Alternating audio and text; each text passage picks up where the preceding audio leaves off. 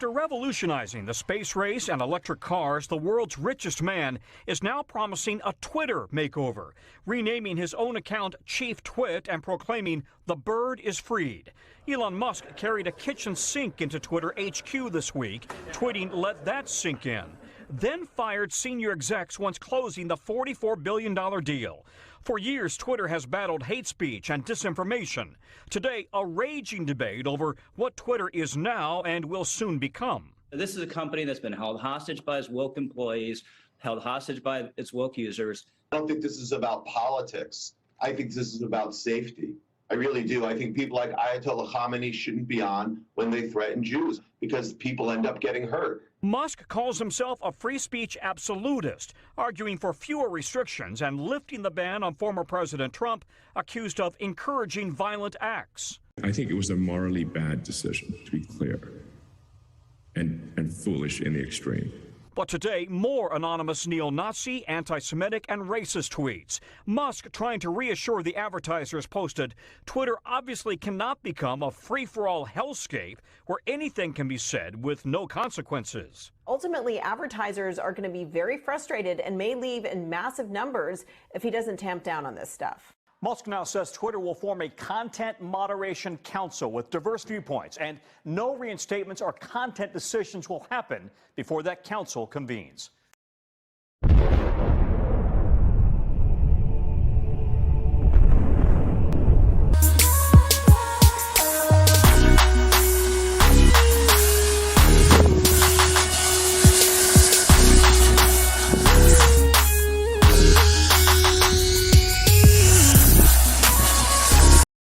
Without further ado, we'll get back into the show. So today we'll be discussing the recent purchase of the social media platform Twitter and the fallout from that. I have some amazing guest hosts with me today, Dr. Glory Jones. I've been dying to say that on a show. And Steve from Soul News Day Show. Both of these amazing content creators have been on X Speaks more times than I can remember, and it is so cool to be back on with them again. Some other folks may also wander in and join us as the show unfolds today. Maybe even Elon himself, who knows? We've tweeted out at him, so it'd be great if he dropped by and was to talk with us. One of the reasons I asked Glory and Steve and others to join me today is that we all of us on the panel today live a significant part of our professional and personal lives on Twitter.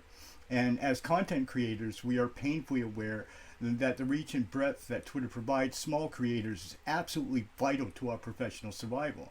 There's more at stake for many of us than just our political speech and cat pictures. Our livelihoods are on the line here, and what happens to and on Twitter matters. Many have grasped for alternatives, such as Tumblr or Mastodon, envisioning a sort of biblical mass exodus from Twitter to somewhere else. And we will discuss whether or not such options are even viable. Hundreds of thousands of accounts have been reinstated on Twitter, but a few key accounts are now gone. And we'll discuss whether or not there's a bias there and what's going on with that. This is a freewheeling conversation, and we welcome your input and engagement in the Twitch chat. So please speak out to any of my panel directly or to all of us at once. Engage with us. We want to have a talk about this. And I think there's a lot of strong feelings about this. I mean, we have one potential guest that may stop by later, Misty. May come by, and she especially, in my Twitter timeline anyway, has had some very, very strong opinions about these changes on Twitter, so it'd be neat if she could come by. So without further ado, I'm going to introduce my guests. I have with me today Steve from Soul News Day Show. Say hi, Steve. Let me unmute you guys. It's good to be here. It's fantastic to see you. I'm glad that you started growing some facial hair back. You had me worried there for a minute. You did. Oh my God. I wonder why our... Okay, there we go. That's why. All right, so yeah, anyway, and Glory Jones, of course, Dr. Glory Jones, I might add, since the last time she was on one of my shows. Glory. I swear that the doctor isn't real. I added it to my Twitter name because I'm a big Dr. J fan. And Oh my that's God! I so thought you a graduated and basketball became a fan. doctor. Oh my God! See, I Oh, never get the memos, man. I never get the memos. All right, well, She's No, it's 'cause, she's a doctor of dropping knowledge. chaos, Doctor of Chaos, right? okay, yeah. No, I thought she was the new face of the Democrats, My man. Twitter name. What happened to that picture? We got picked. I should have brought that picture to the table today. I'm not on my game. I should have had that available. The new face of the Democratic Party. Oh my God, that was hysterical. By the way, that day was so much fun. I didn't even. I can't believe that happened. I knew you'd be really upset. So I want to.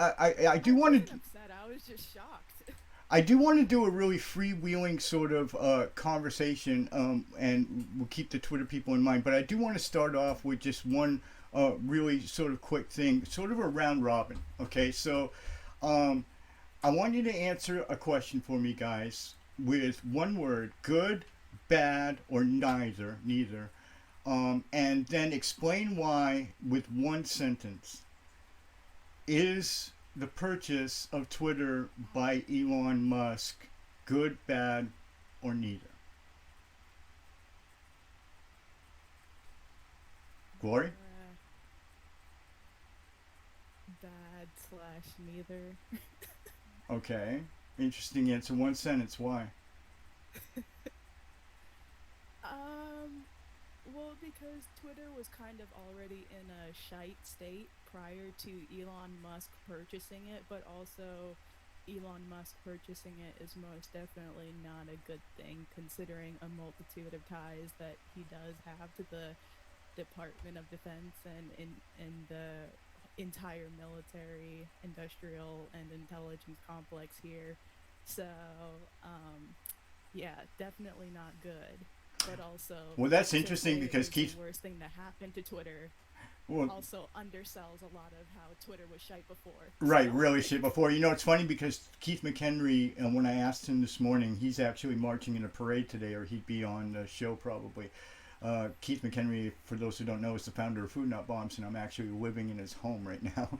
So, which makes interesting arrangements for the FBI to have to sort of surveil us both. I wonder if they like team up and like, you know, group the Commander X surveillance along with the Keith McHenry surveillance and like, you know, tag team. But he had a similar response that he was concerned about the military and intelligence connections of Elon Musk. Steve, good, bad, neither, one sentence.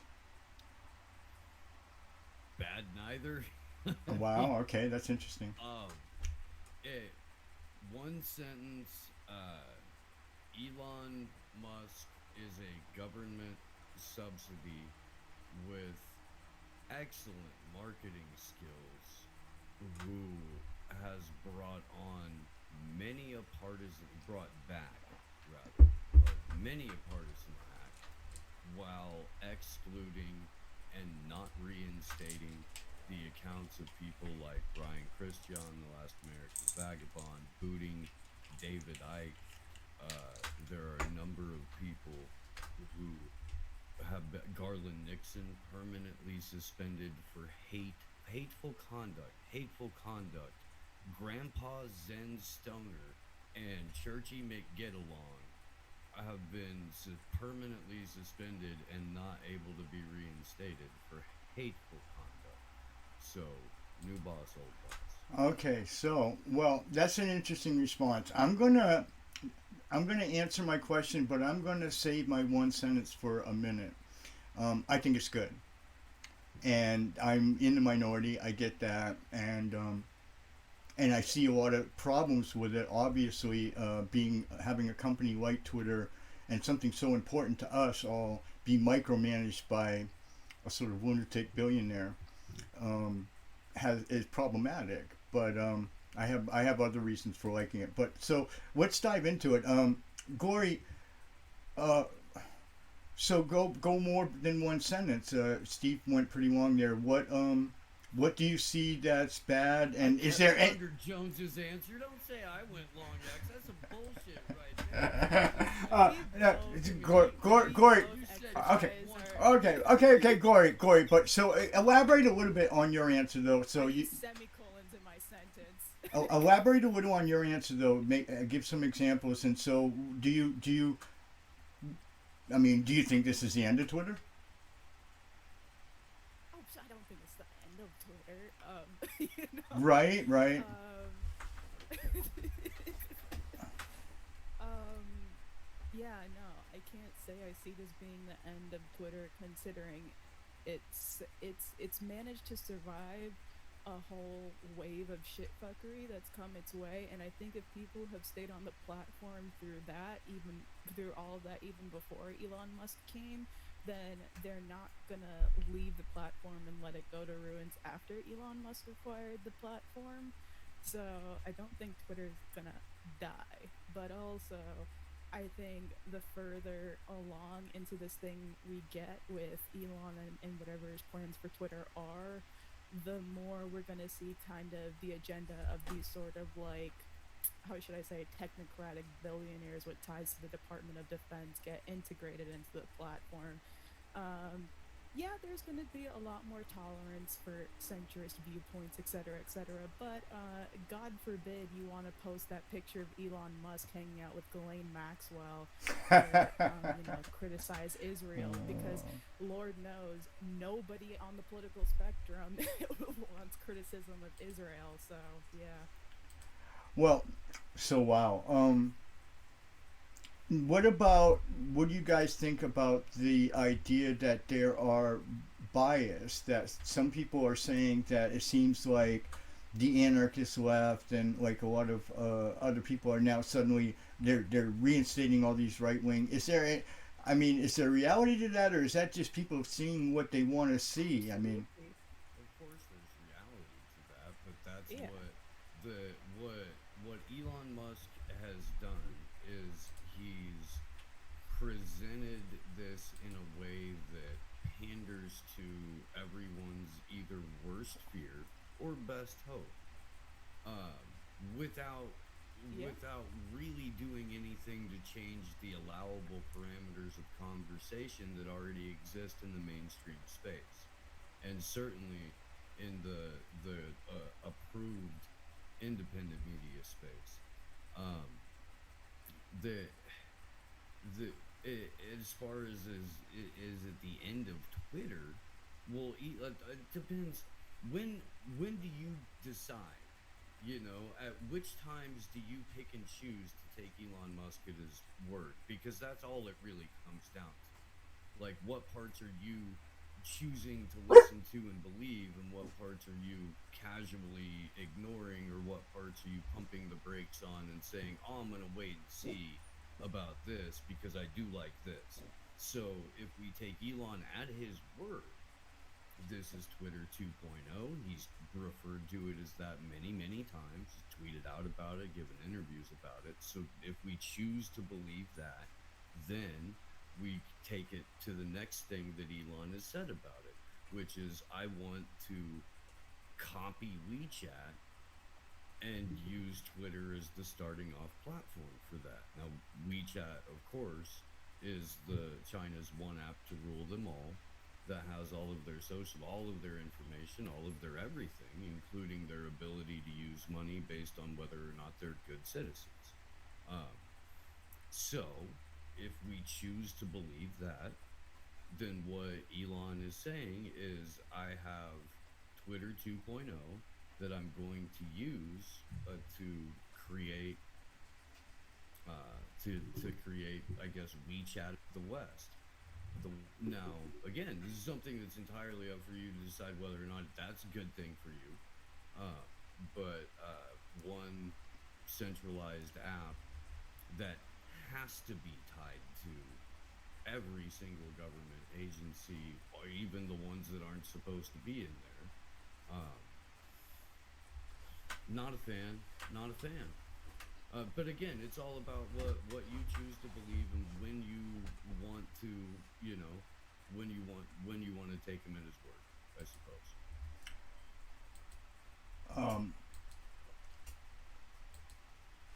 So, yeah. I got a bunch of thoughts. I guess I'll just start sharing them now. for one, I think I want to talk to in a minute about this idea that I think Elon's probably going to do, because he seems to be pretty good about doing the things he says he's going to do. And I think that monetizing Twitter would be huge for me. I mean, I've become a Twitch affiliate now, and there's a better amount of money in it than I thought there was, to be honest with you. And I think that monetizing social media is a great way to get content creators to produce more and better content, to be honest with you. So I think that's really exciting. I'm really excited to see Twitter get monetized. I'm just dubious about having one guy and his whims, his micro whims, be the wherewithal what's going to happen on Twitter. This makes me concerned. But I mean, what I'm seeing on Twitter, I look at it, I guess right now I'm in a mode where I guess because I'm recovering, right? I'm just getting out of prison. I just got my dogs back. I'm trying to put my life together, and I was and love being a content creator. And so I'm starting to pull that together, and I absolutely need Twitter. I'll be honest. I mean, it's brutal to say, it's brutal to admit to somebody who's so independently minded, but I need Twitter to reach my audience, to engage my audience. I need Twitter. And I'm kind of in a mode where lately I haven't cared a lot about the white noise so much. I'm really concerned about just trying to get by. And I think a lot of people are in that mode. Like, I see a lot of people coming out of COVID and coming out of really strange, weird times and into more strange, weird times, and just trying to get by and survive. And from that point, I guess I'm looking at it more from that point of view. I need Twitter to survive. And the reason I say good in my answer is because Twitter is really raging right now, the same way it was when Trump was on. I mean, people are engaging it. They're in unprecedented numbers. Accounts are being brought back. My follower count everybody's complaining about their follower count going down. Mine's been going up almost every day since Elon took over. And I assume that that's many accounts over the years, over the 10 years I've been tweeting, who have, I mean, I've tweeted 125,000 tweets, guys. If they monetize this shit, I might be okay. I might be able to make a living just tweeting. And so, I don't know, I'm really excited about what's going on Twitter, because I don't see it so much as this big, serious thing. I see it more as the excitement generates a buzz, and the buzz generates traffic, and the traffic generates, helps me reach a potential audience. And so, as a content creator, I can't say I'm as excited as I can be. I mean, people are abuzz, people are lit up, people are talking and communicating and debating. And isn't that really what we all want Twitter to be, is sort of this social town hall? Well, it seems like everybody's coming out to the town hall just to see what's going on, just to see what all the excitement's about. And I see that as overall a good thing. But I'm concerned about this crazy billionaire. I'd like to hear more details, because Keith McHenry responded exactly the way Glory Jones did. So I think I'd like to hear Glory talk a little bit about these connections that Elon Musk has. I know absolutely very little about this, and Keith was quite adamant about it this morning, that he thought Elon Musk was just nothing but an agent of the government, essentially. So I'd love to hear Glory talk a little bit about that, and maybe give some details. And then you, Steve, if you know anything. I mean, fill our audience in. I mean, there's a lot, and there's definitely more that Steve could go into as well. But I mean, just to offer a quick counterpoint, I guess, would the monetization really matter if people are still being algorithmically suppressed? Because that's essentially what's happened with YouTube. But I mean, to get into the Elon Musk Department intelligence ties things, Neuralink is very much an intelligent transhumanist project. And also to start as well, SpaceX, his space company that launched the rocket that everybody was gassed about, that was contracted by the US Department of Defense as well. So there's just there's and then there's Starlink. I completely forgot about Starlink too. Starlink, his internet, which on top of being terrible, he also planned to try and get to the people of Ukraine. So that would require a whole nother slew of contracts as well. And it literally came about as a start of the whole war. So taking advantage of that as a means to, get more people surveilled through your internet. And that as well again comes with all his ties to the Department of Defense. So there's just various instances. And I didn't even get to the fact where most of his wealth came from the fact that his South African dad owned a whole ass emerald mine. So again, knocking down the whole self-made, he's one of the cool billionaires claim. His dad was a South African emerald miner, so whatever ties his dad has as well is bound to be sketchy and filled with imperialist cons. So apologies for cursing, Mr. Twitch affiliate, but yeah, I'll leave it there for now. Well, they didn't tell me anything. Maybe I didn't read the toss very carefully. I'm not sure if I think I can curse. I hope I can't. That'd suck. I'd have to quit. That'd be the shortest affiliate arrangement ever in history if I can't drop an F-bomb on my show. But I don't know. Well, I could build on that quite a bit unless you want to. No, please do. You want to respond. Well, so okay, we have we have an Elon Musk, a person who is in lockstep with the World Economic Forum Sustainable Development Goals, which are the complete commodification of nature, the erosion of all or any civil liberties in your head, in thought, let alone in practice or in suggestion. Life tied to central bank digital currency on a blockchain, and that's fine.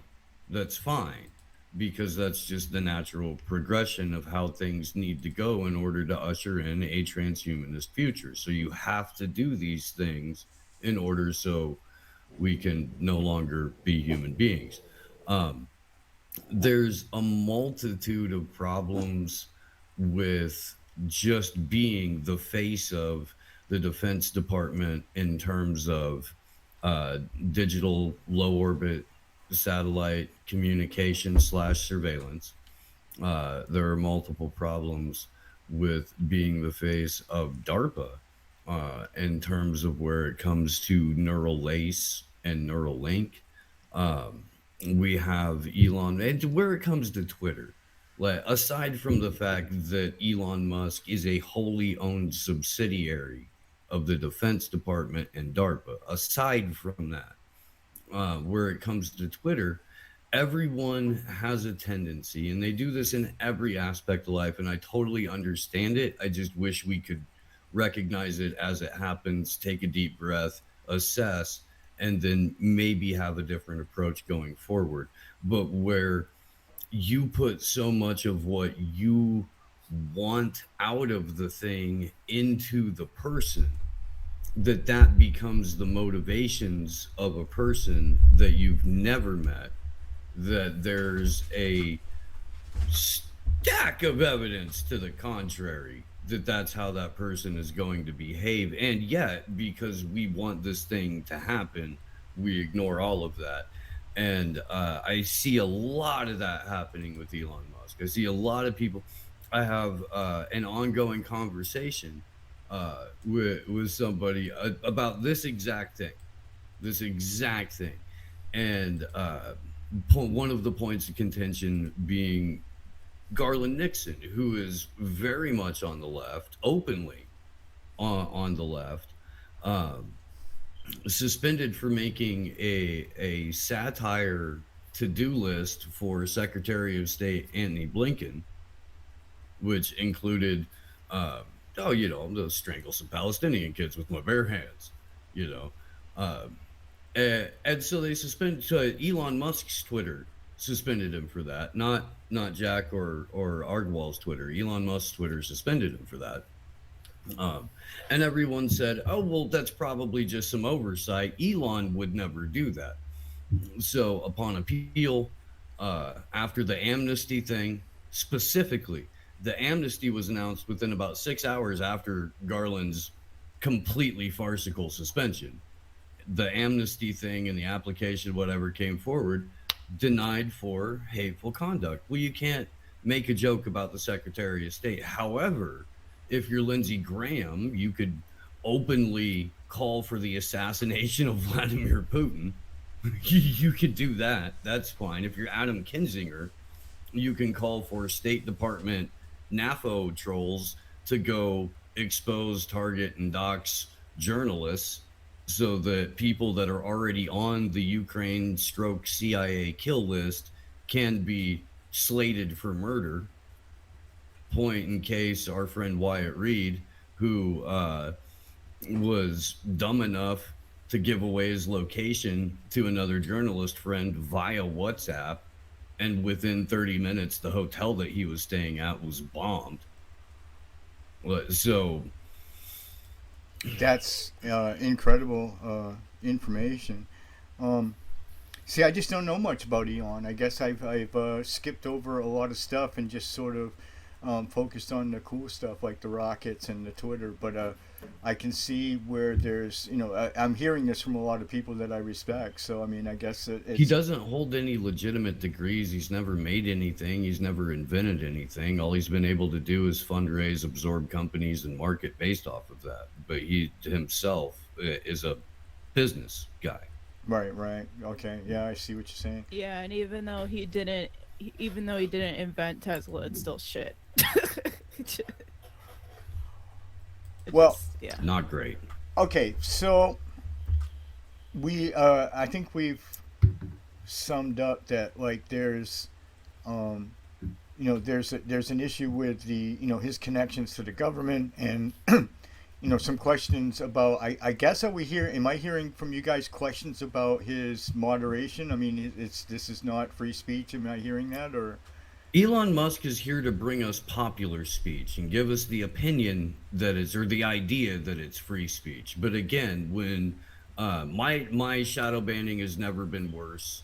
My follower count has remained about the same, where they unfollow just enough people to where I get maybe 100 more over the course of a week, just steady, regardless of who sees it. But yeah, the shadow banning's been worse. The shadow banning for the morning show account is absolutely terrible. We have frequent situations where there are many more retweets than there are likes on the thing. So popular speech is going to be back on Twitter. Following narratives, maybe challenging some from within, again, the allowable parameters of conversation, which is why you get Jordan Peterson reinstated. It's why you get Kathy Griffin reinstated.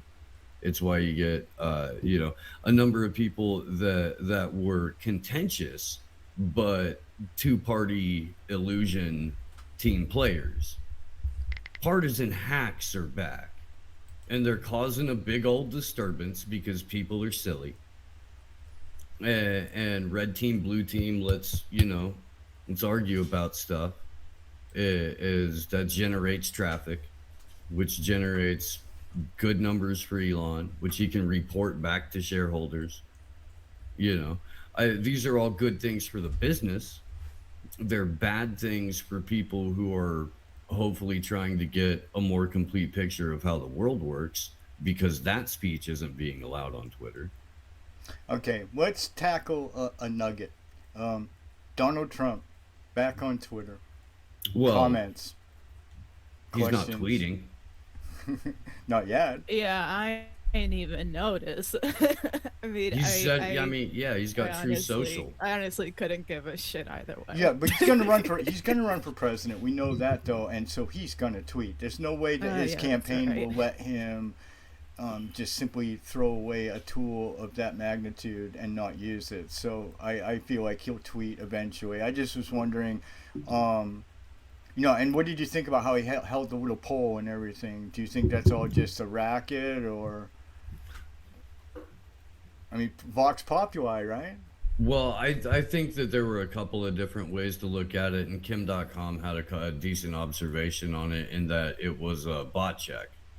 So you put the poll up, and obviously there's going to be people that flood to it that are like, hey, bring Donald Trump back. I live off of liberal tears, and then there was a like very short amount of time where the no's rapidly caught up with the yeses. So I think and then 48 hours later, Elon announces that there's an ongoing bot purge and stuff like that. So they even made a tweet that was like, so if you lose some followers, that's why. So I do think that there's, multiple layers to why Elon would put out a poll like that. But I mean, it's all marketing to me. When he was like, oh, Twitter's going to go dark for the weekend. And then 4 hours later, he was like, oh, we were breaking traffic records. Thanks, suckers. Like, I mean, how many times does Lucy have to hold the football before people are like, you know what, next time I'm kicking your head? I noticed that neither one of you had any comment about the potential that Twitter might allow creators to monetize. Oh, I mean, again, let's further centralize everything. That's what I was saying. Well, also that goes to what I was saying earlier. I mean, how much would the monetization matter if you're going to algorithmically suppress people so much, and you're going to, push certain stuff in our faces while suppressing others the same way that YouTube does? Let's make it so the people support you have to give over their social security number effectively to Twitter before they can show you that they love you financially, rather than find out where you get a P.O. box is and send you a goddamn money order. Or something like that. I mean, really, like, let's, yes, of course, but I have this conversation all the time. We have a channel on Rumble. I don't want to be on Rumble. It's Peter Thiel's platform. I don't want to give that piece of garbage, any of my anything, but we can't be on YouTube. We can't be on YouTube. We can't be. We can't be on Twitch. Those channels last like 3 weeks. And then they're gone because of what we talk, because of the guests that we have on. We can't put you on the upload, the interview we did with Naomi Wolf Got a Strike. On the upload. Wow. We did interviews with activists in South Africa and in Ecuador. On the upload, well, not on the upload with those. They got to be around for a little bit and then gone. I mean, yes, I understand wanting to continue to be able to eat and pay bills, and maybe even be able to like go out once a month or something like that. Wouldn't that be great? I understand. And I understand that the short-term gain when you're hungry looks like long-term gain. I get that.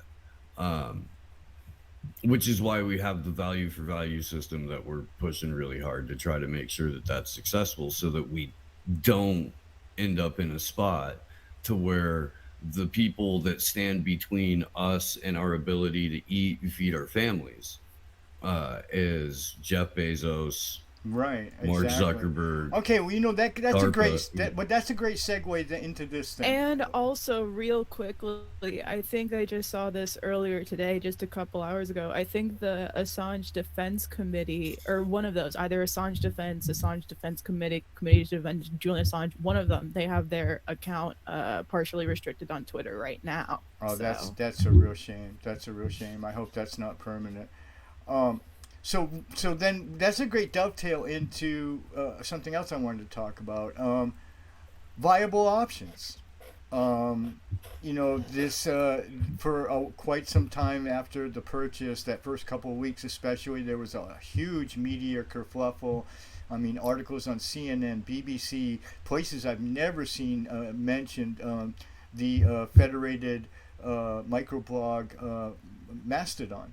And so I've been on Mastodon for a number of years. I've never managed to get any followers or any kind of interaction with people, but I follow a bunch of famous people like Biella Coleman and stuff like that. And I think I follow.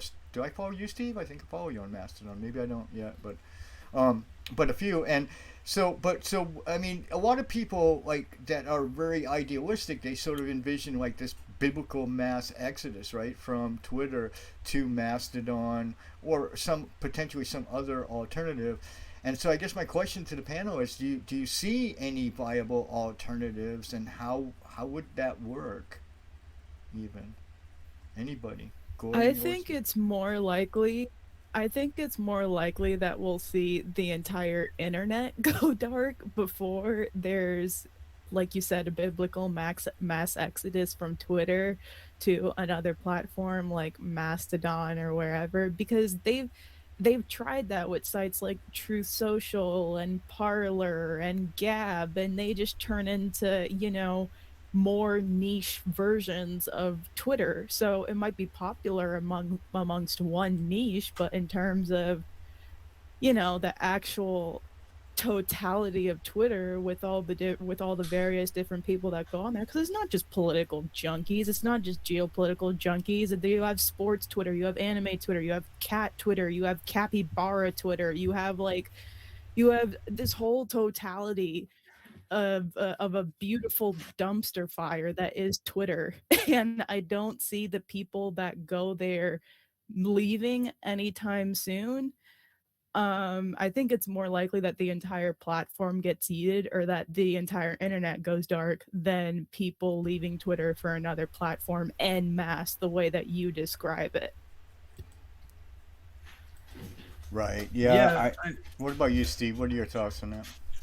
Well, it's a controlled space currently, and I don't know how to deregulate it back to where something like a federated, internet is even workable, because you got people trained. People have been trained for a decade plus now. What LifeLock Facebook was 2007. That's 15 years, right?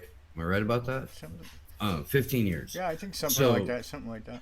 So half a generation has been trained growing up on this. There's an entire generation new that's been trained since birth on how to go to one aggregate hub for everything. People don't know what the fuck what an RSS feed is. People that there's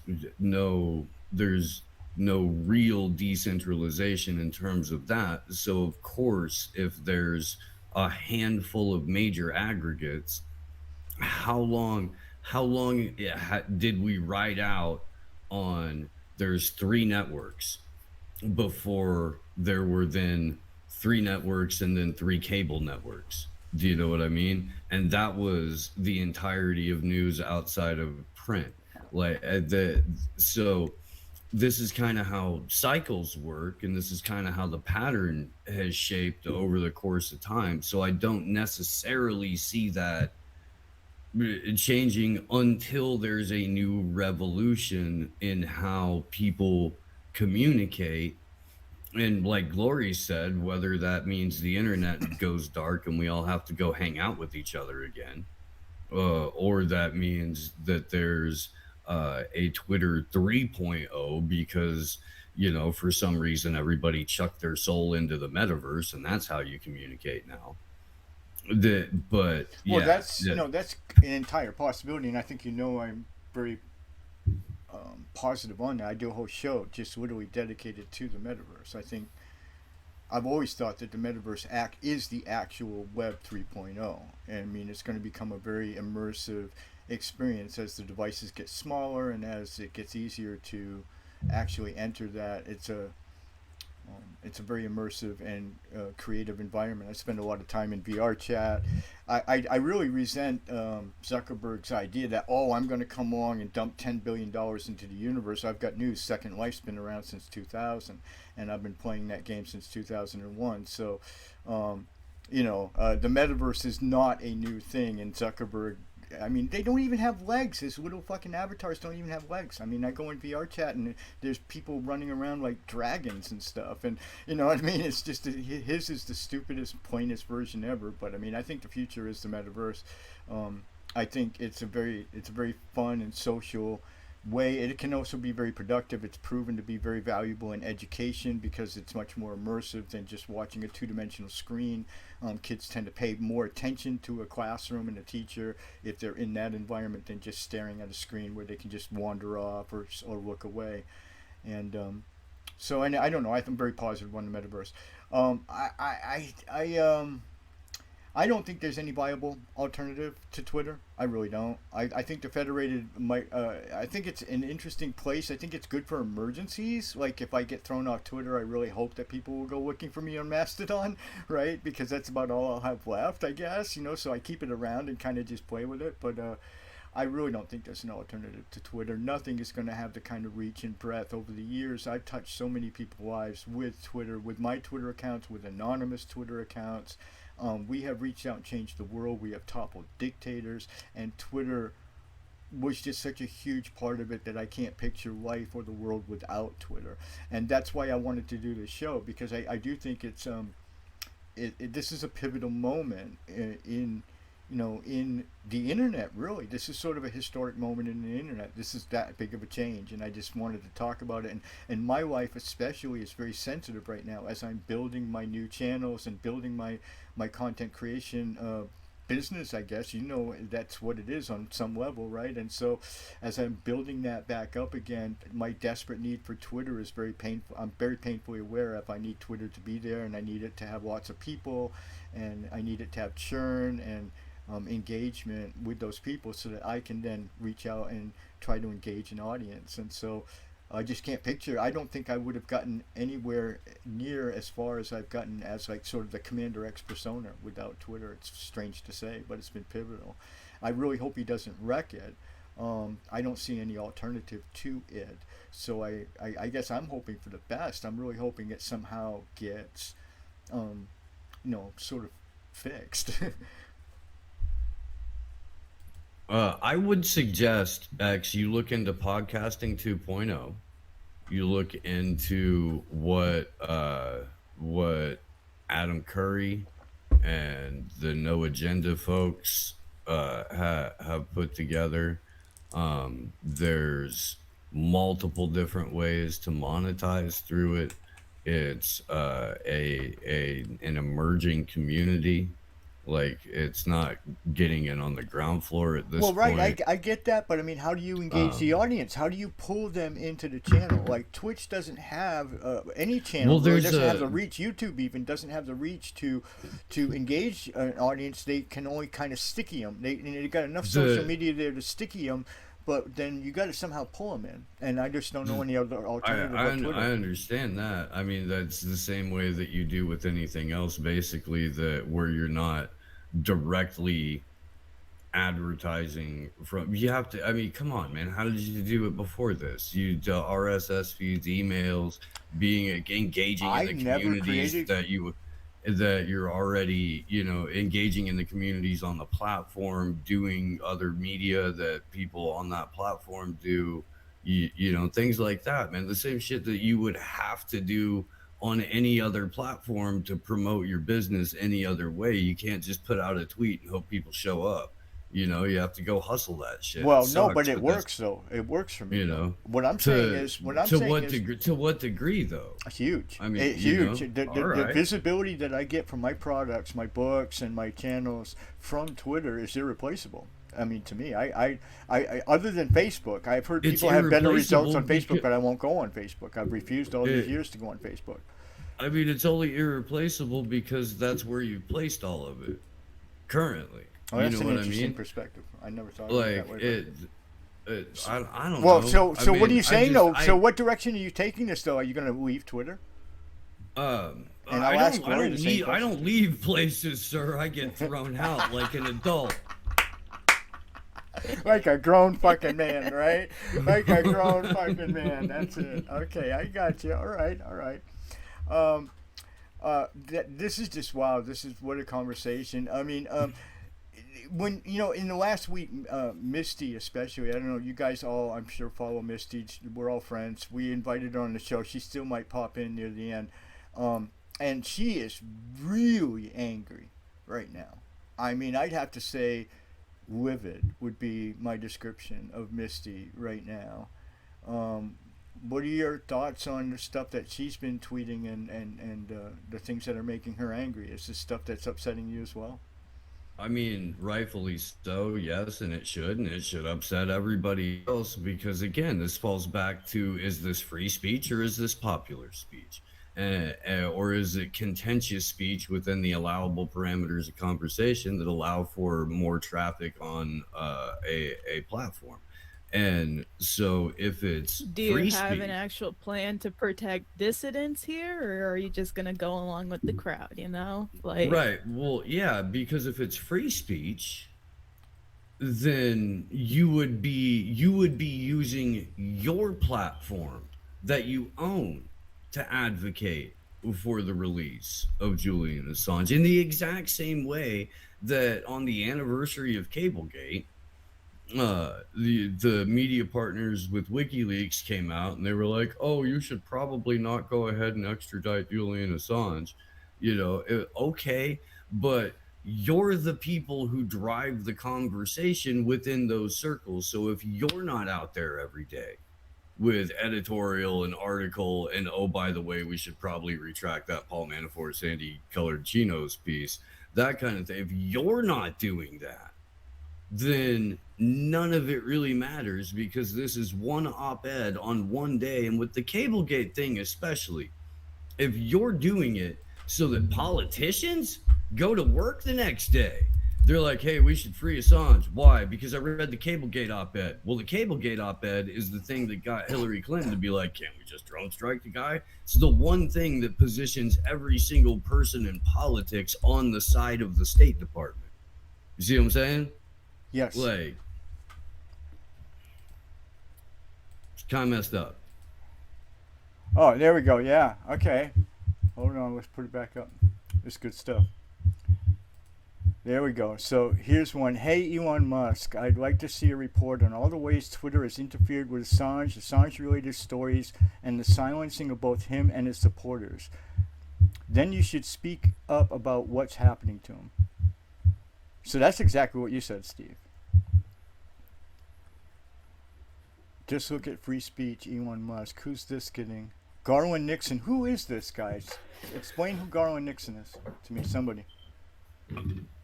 So Garland Nixon has had multiple different shows on. Well, he used to host Fault Lines with Lee Stranahan back in the day on RT, and then when he went to a show called The Critical Hour that he does with Dr. Wilmer Leon.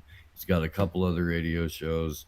I mean, he's been commenting and speaking and doing analysis at a very, very high level for a ton of years. He's always on like Moats with George Galloway. He's on the Duran a lot now. And he has Scott Ritter come on once a week on his Rockfin show to do like very in-depth Ukraine-Russia foreign policy analysis from the perspective of a former UN weapons inspector. And I mean, really, he doesn't really put out his personal viewpoints on stuff very much. He just gives like sober, credible analysis of a number of different situations that are going on in the world, and he occasionally makes some jokes, talks a little smack every now and then, like you do. Like you should. Well, that's something. Let's go. He'll be speaking at. He speaks at. I'm sorry to cut you off. He speaks at a number of Assange events. He was out. So Garland was a member of the ACLU for a number of years. He's done a lot of election observing. He'll be speaking at the December 10th event next Saturday in DC for Julian on the Human Rights Day. At any rate, he's a friend of the family, is what I'm saying. But yeah, I mean, definitely not. I think that's my other good friend, Ryan Christian, who I earlier referred to as Churchy McGetalong, because he quite literally advocates the non-aggression principle and do no violence more or less every day. So yeah. here's another one here that she's got here. It's a support case suspended because your store. I don't know whose account this is exactly. Who is? That's my buddy Ryan. That's Ryan. And so what's the story behind Steve this was one? just saying. Yeah, I just. Okay, so this is it. Yeah. Yeah, I hopefully Misty will join us here in a bit.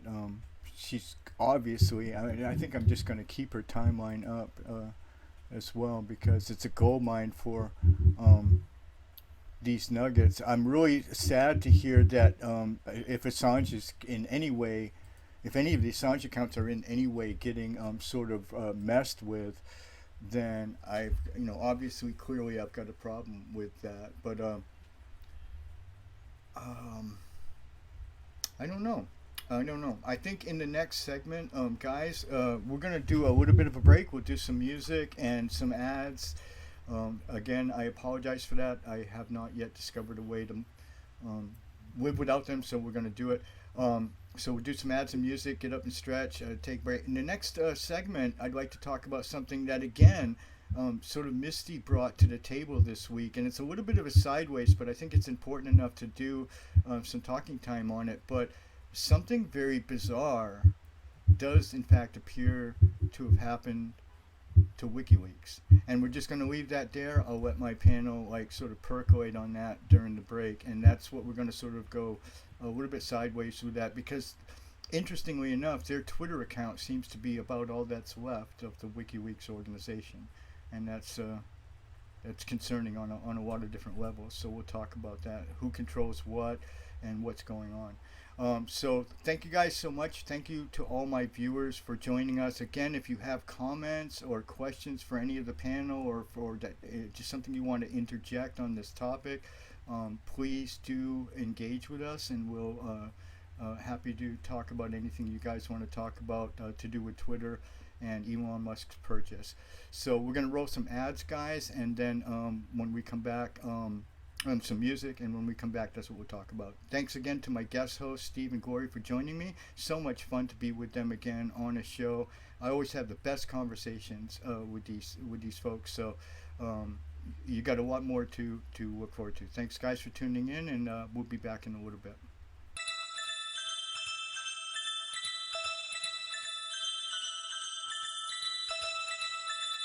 Sometimes I pray at night and wonder what's left for me.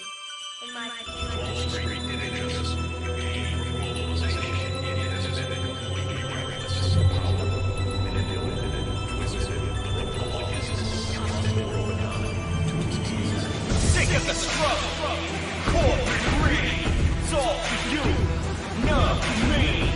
Pay your debts, stay in line, plant extremes. People die. I'm a man, I'm not your product. We're all owned by the banks to keep stocks up. I'm a victim. You play the predator, but I'm a citizen, and you're the senator. I'm making paper, really paper. My money ain't worth shit, it's all fake, huh? I don't got a face, I only got a voice. I hope you got the time, cause you ain't got a choice. This a pain, a burning danger. We gotta open our eyes, we gotta wake up. This is our time. Can't you see the signs? Take a look around. We ain't fucking blind. We can make a difference if we speak out. How we gonna make it move this back down? Freedom and because this is our town. Our town. Back down. We can make a difference if we speak out. How we gonna make it move this back down? Freedom and because this is our town. Our town. Our town. Our town. So what's it gonna be? Wanna save your life? Gather in the streets.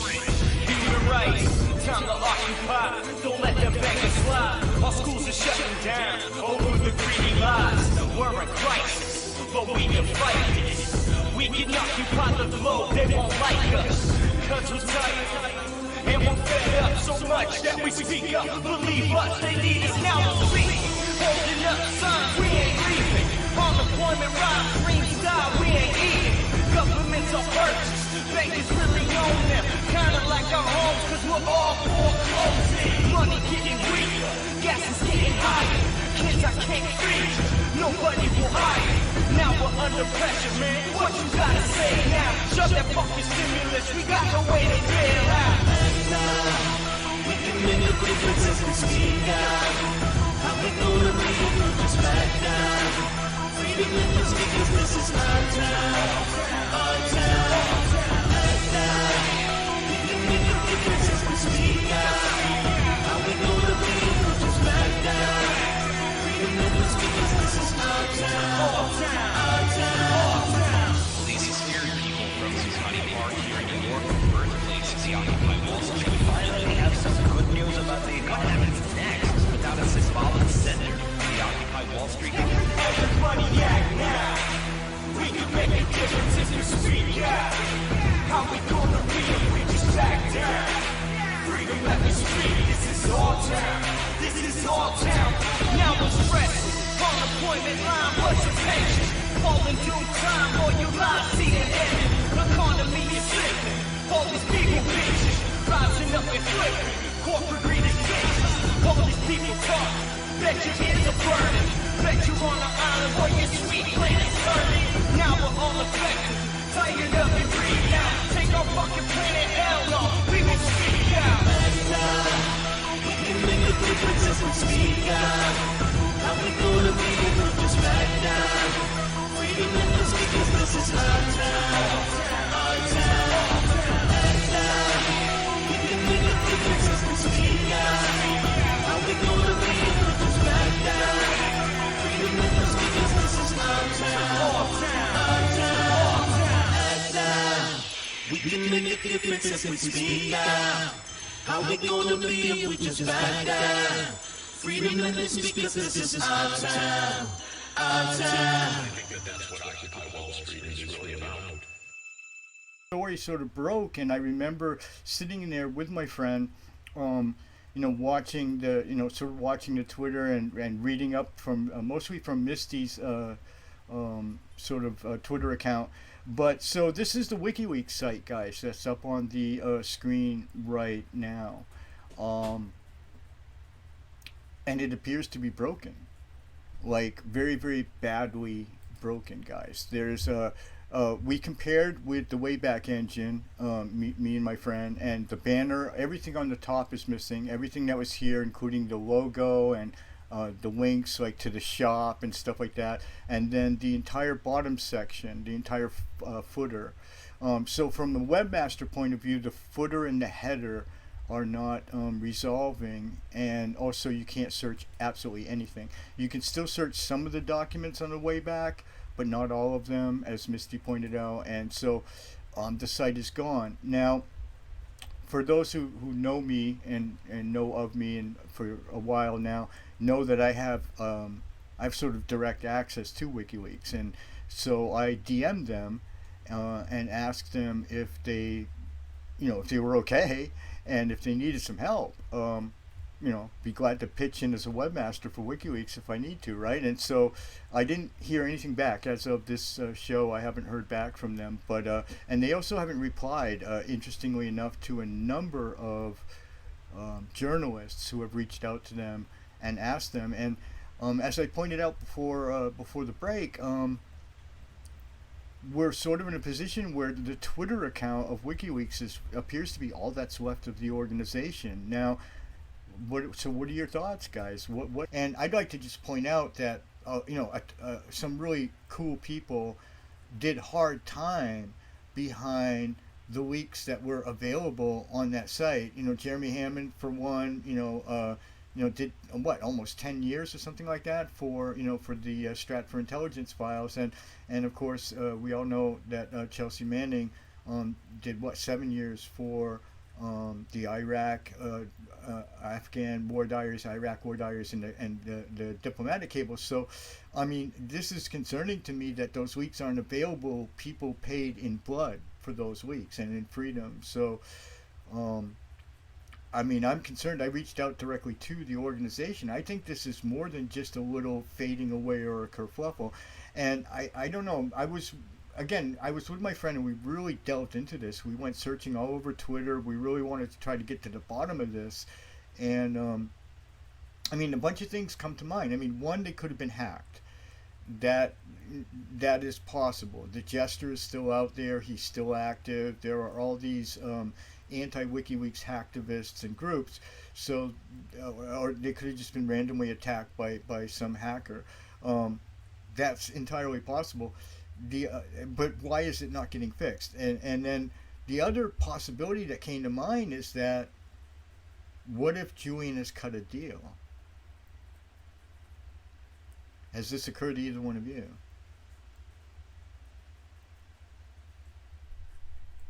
Let's just carry on.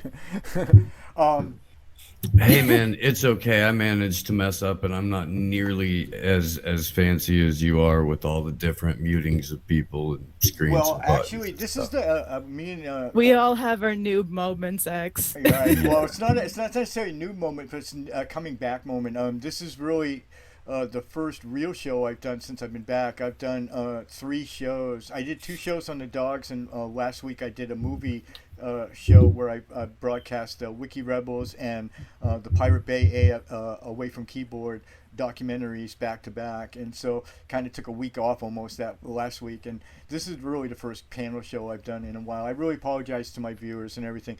Anyway, what we're discussing, guys, is and I guess you've been hearing my side of the conversation, is WikiLeaks. And so what we're discussing really is this some sort of bizarre legal strategy? What do you think about that idea, Gloria? Do you think this is some sort of weird thing that they're doing to try to be politically palatable during some sort of negotiations or something, even? Or Steve, I mean, either one. Yeah. Well, like I said before, that's an incredibly pussy way to go about it.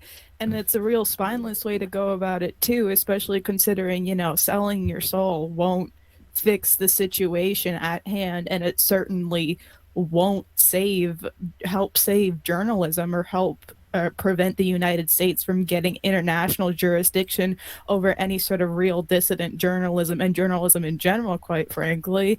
It's just literally kowtowing to everything that they want you to kowtow to. I mean, it's like I said, it's a pussy way to go about it, but I mean, they're distinguished human rights lawyers, so you kind of have to expect it. But also, like, come on, you're lawyers, so you're naturally scumbags. If this is a legal strategy, it is a move in a series of unexplained, seemingly unforced errors on the part of the Assange legal team over the last couple of years. Going on, really. Can you elaborate a little bit, like, on these errors that you see? Well, okay. I understand that you may want to keep your legal maneuverings close to the vest in terms of like how you're navigating your case.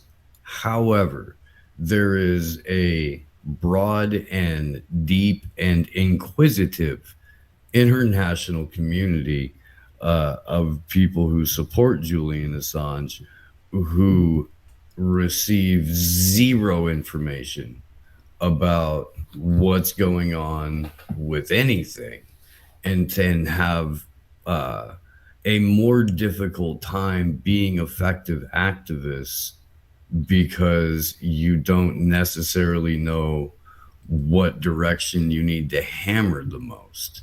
Do you know what I mean?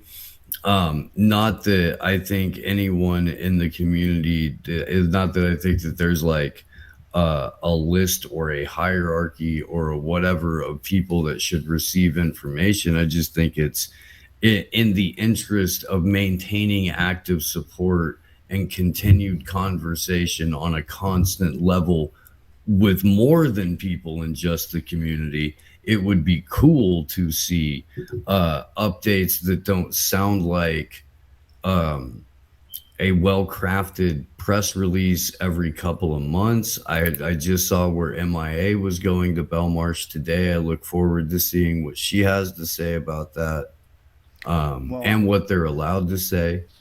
Do you know what I mean?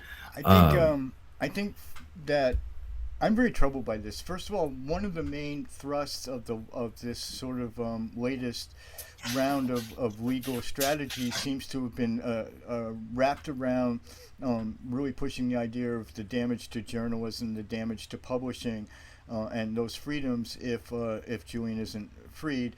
And at the same time, the very proof of that, the very the very evidence of that publishing is gone. Literally gone from the web. It's only in the Wayback Engine, and so few people in the world know that it even exists or how to use it. So it's effectively gone from the web, with Twitter being their only presence left. This seems like a really unproductive position, and I can't, other than being some sort of weird legal strategy or a hack, I just can't imagine how this could happen. Simple neglect just doesn't seem to cut it for me. Like I said, they're part of the cypherpunk movement. They're in a circle of technologists and people, any one of which, and myself included, could put that site back online in 5 minutes. I just really, I'm sort of lost as to what's going on. It's very confusing, and I have to say I'm a bit afraid by it. Yeah, I'm concerned and quite pissed off by it. But yeah, I mean, just again, going off the backs of what you two guys have been saying for the past couple minutes here, it's just been troubling, the direction that the legal team has been taking, especially with regards to pure communication with activists. Like Steve said, it's been freaking awful trying to hear from Julian, not even like trying to gauge what his opinion is on X political issue or X surveillance app or whatever.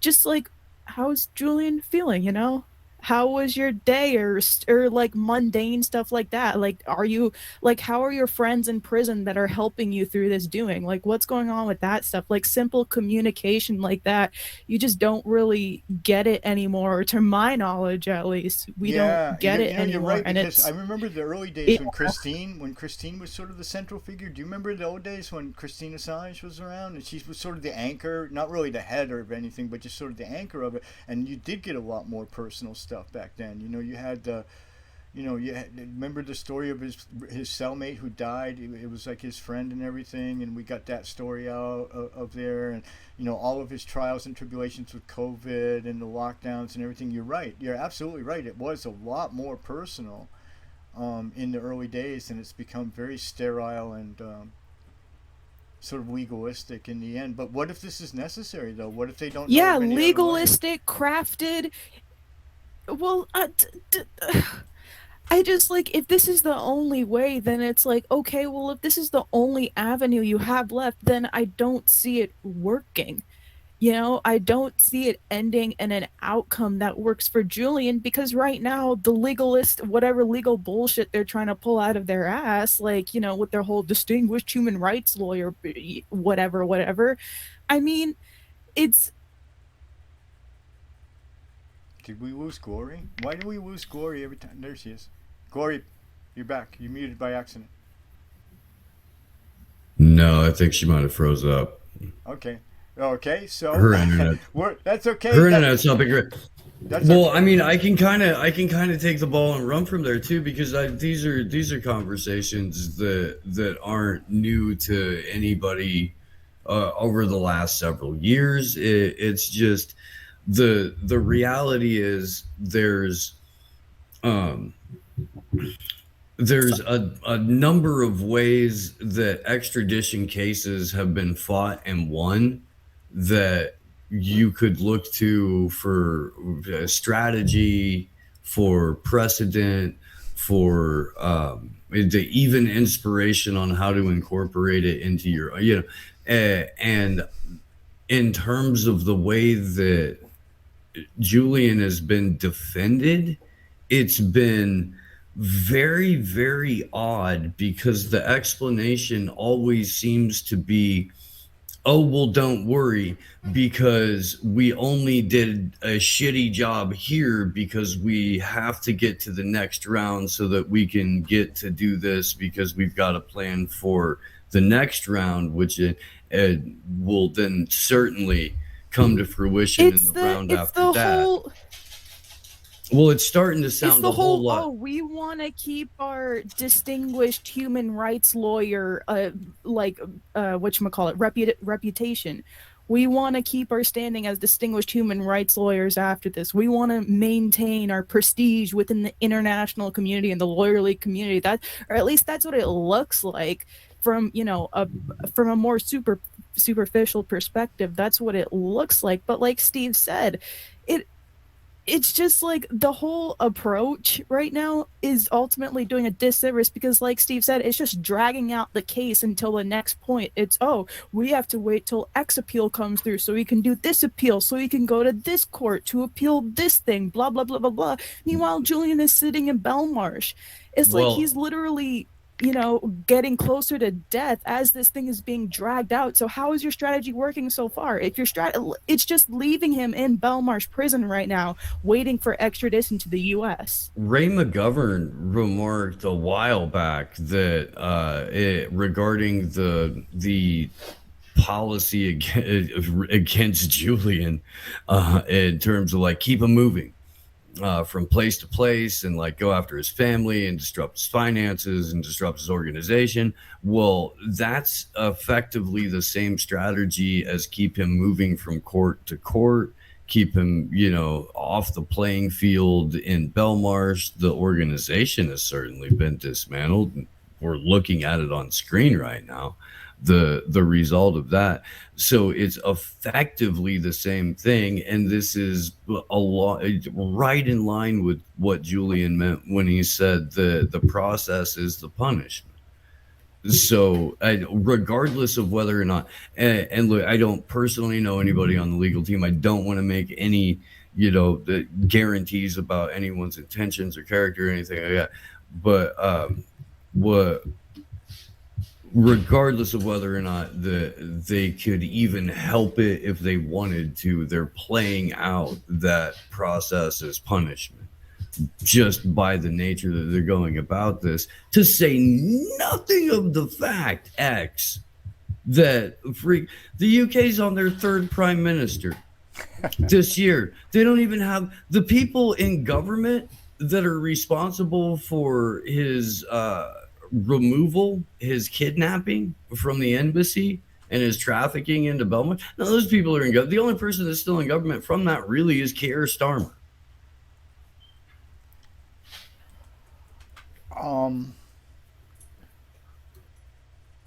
I'm wondering at what point I don't sort of side with Glory on this. And years ago, WikiLeaks did offer, in the early days, WikiLeaks actually said, and they even offered their source code for a while on like GitHub. Oh, hey, look at this. We have a guest star. We have a guest star.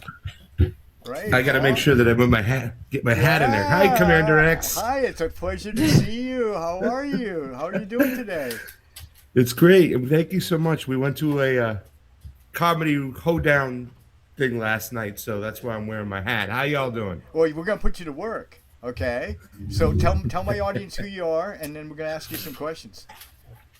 Sounds good. My name is Craig Pasta Jardula from the Combo Couch, and obviously I'm an election guy, and that's why I always love talking to Commander X to talk about the machines from back in the Obama election with John Kerry. So yes. All right, so I'm going to put you to work. Elon Musk bought Twitter. You have three. I want you to respond with one of three words: good, bad, or neither. And I want you to give one sentence why.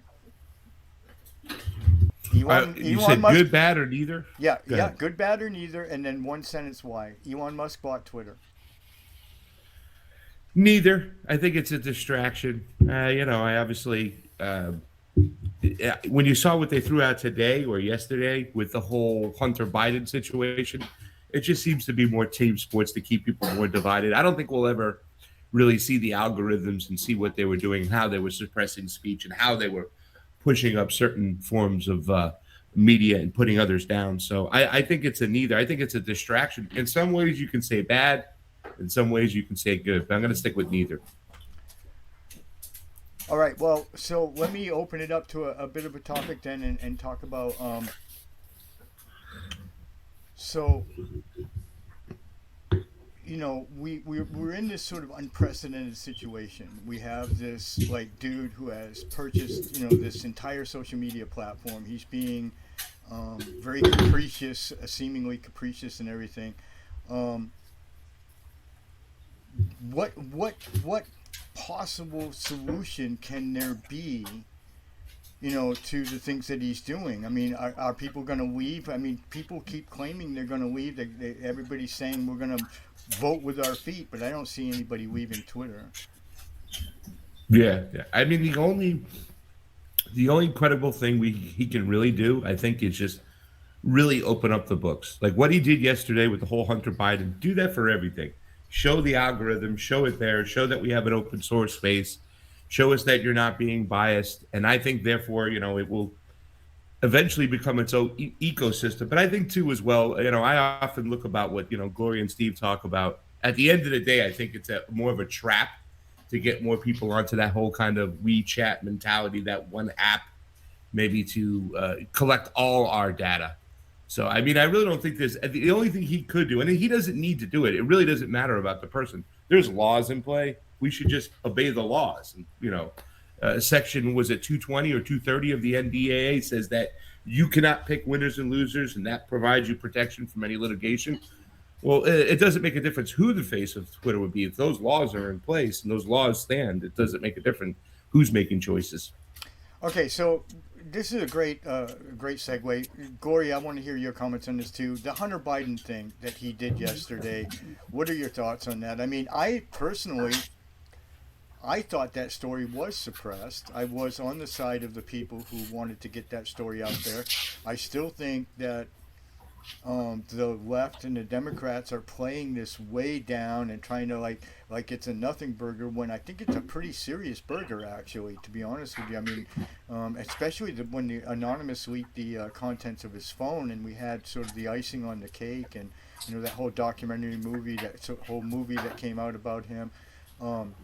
It seems to me there's a lot there, and that Elon is absolutely in the right on this, wouldn't you say? I mean, Steve, you go ahead. Oh, Glory.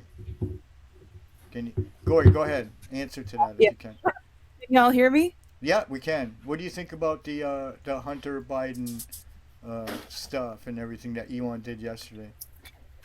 Yeah, I'm more or less in line with Pasta on the whole thing. I mean, it's definitely it was definitely a story that's suppressed, and it definitely should be getting attention regardless, because it is a huge story, especially being, the president-elect in chief's son. But also, at the same time, you need to do that with everything. You need to show how they were suppressing stories about Julian Assange, how they're suppressing stories about Palestine, how they're suppressing stories about what happened really everywhere in the global south when it comes to imperialist operations for the purpose of the quote unquote green transition for, lithium or aluminum and bauxite, etc., nickel. So you need to be able to be consistent and do that with everything, not just a story that was suppressed, but something that became a hot button topic for a certain niche.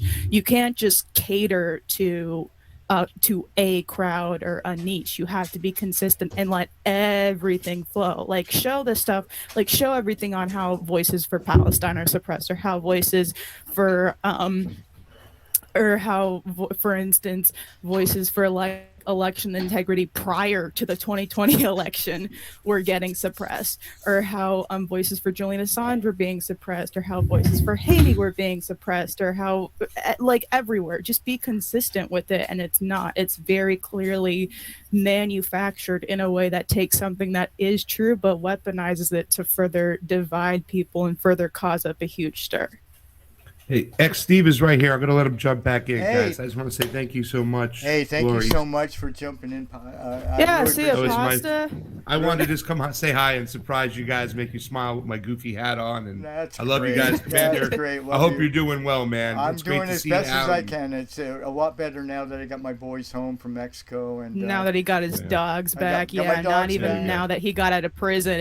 It's not even good that he got out of prison, just that he got his dogs back. Well, yo. no, Corey, I used to have dreams. I think I told you one time. I used to have dreams that my dogs were in the jail. Like I would dream, I'm in the cage, right, and my dogs would just come running up the center aisle and jump on my bunk.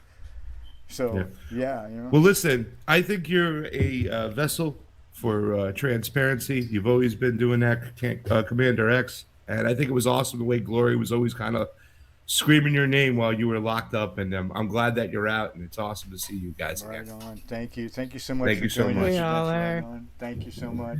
Yeehaw! Great show, guys. Oh my Great God. show. Great show. I don't know. I still feel like, and it's good that we got Steve back, because I still feel like we did not quite unbox this whole Hunter Biden thing. I really feel like this is a story that should be screaming from every front page paper, and has been, especially with the anonymous leak of his phone.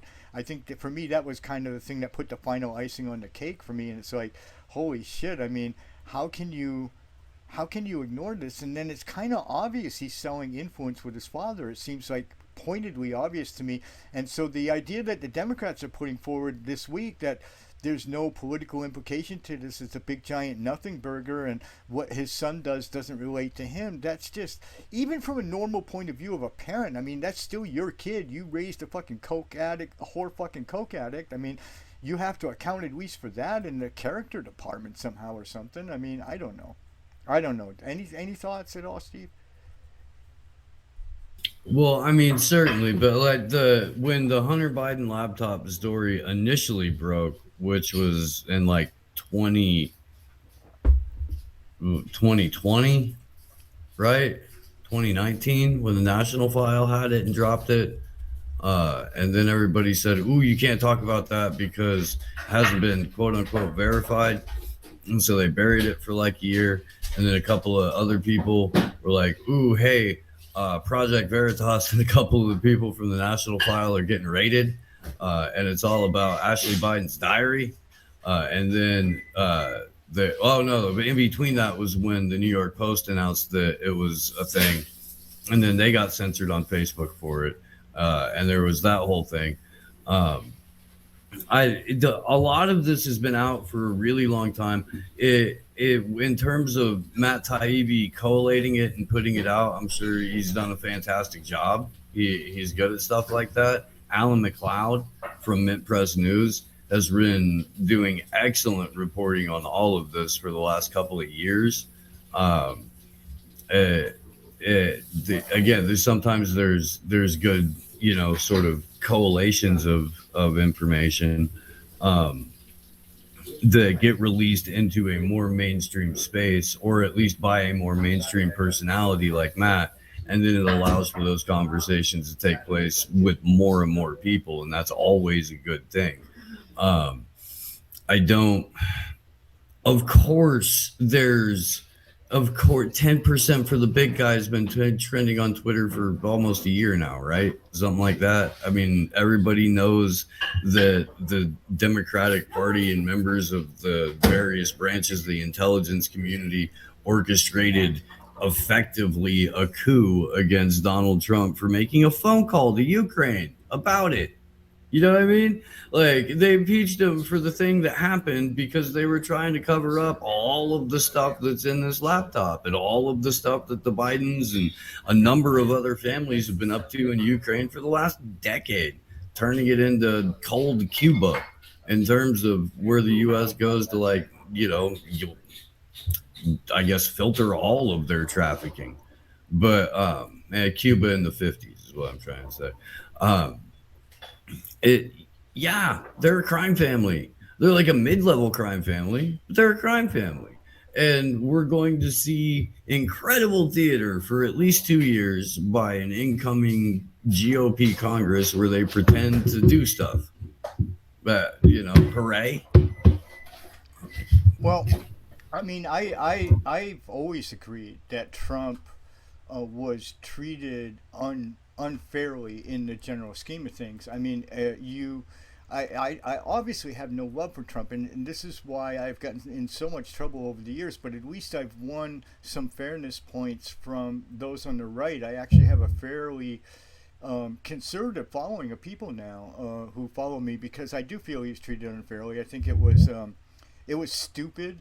I mean, I lived through the Nixon years. I lived through actual political scandal, like real things that happened, that, bad things that were done, right? And this all just seemed like a big nothing burger to me as well. But I think this Hunter Biden thing is really serious business.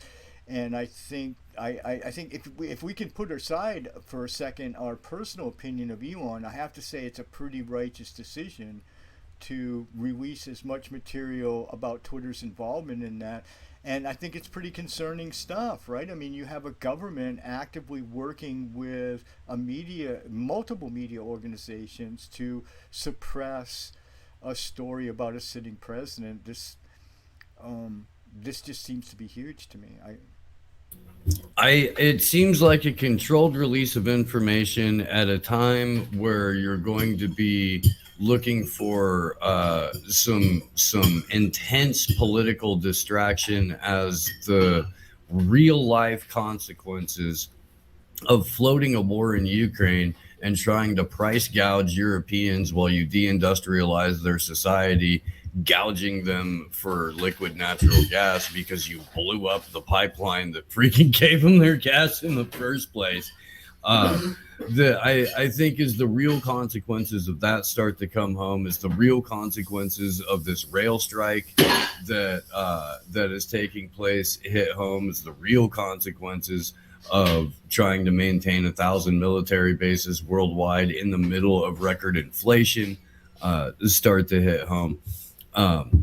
They're going to need rather the kind of distraction and division. Yeah, no, me too, X. I got about 10 minutes left. That probably shows up on the stream. I wonder. At any rate, we're going to need the kind of distraction and division that old information and information that, let's face it, man, anybody who's paid attention for the last 10 years already knew this. Julian was telling us this is what was exactly what was going on between big tech and the government a decade ago. So yeah, it's confirmation for everybody who already knew. It may be revelatory for some people, but they're probably already in the. And look, I'm as hopeful as anybody that if somebody's just finding out that maybe part of their government is bad, that they use this and it's an opportunity for them again to figure out how the world works a little bit better. I hope that happens. I hope that's a thing. If it can be, that's fantastic. I just hope they keep going, and I hope they go a little bit further past Matt Taibbi once they've digested and processed this information.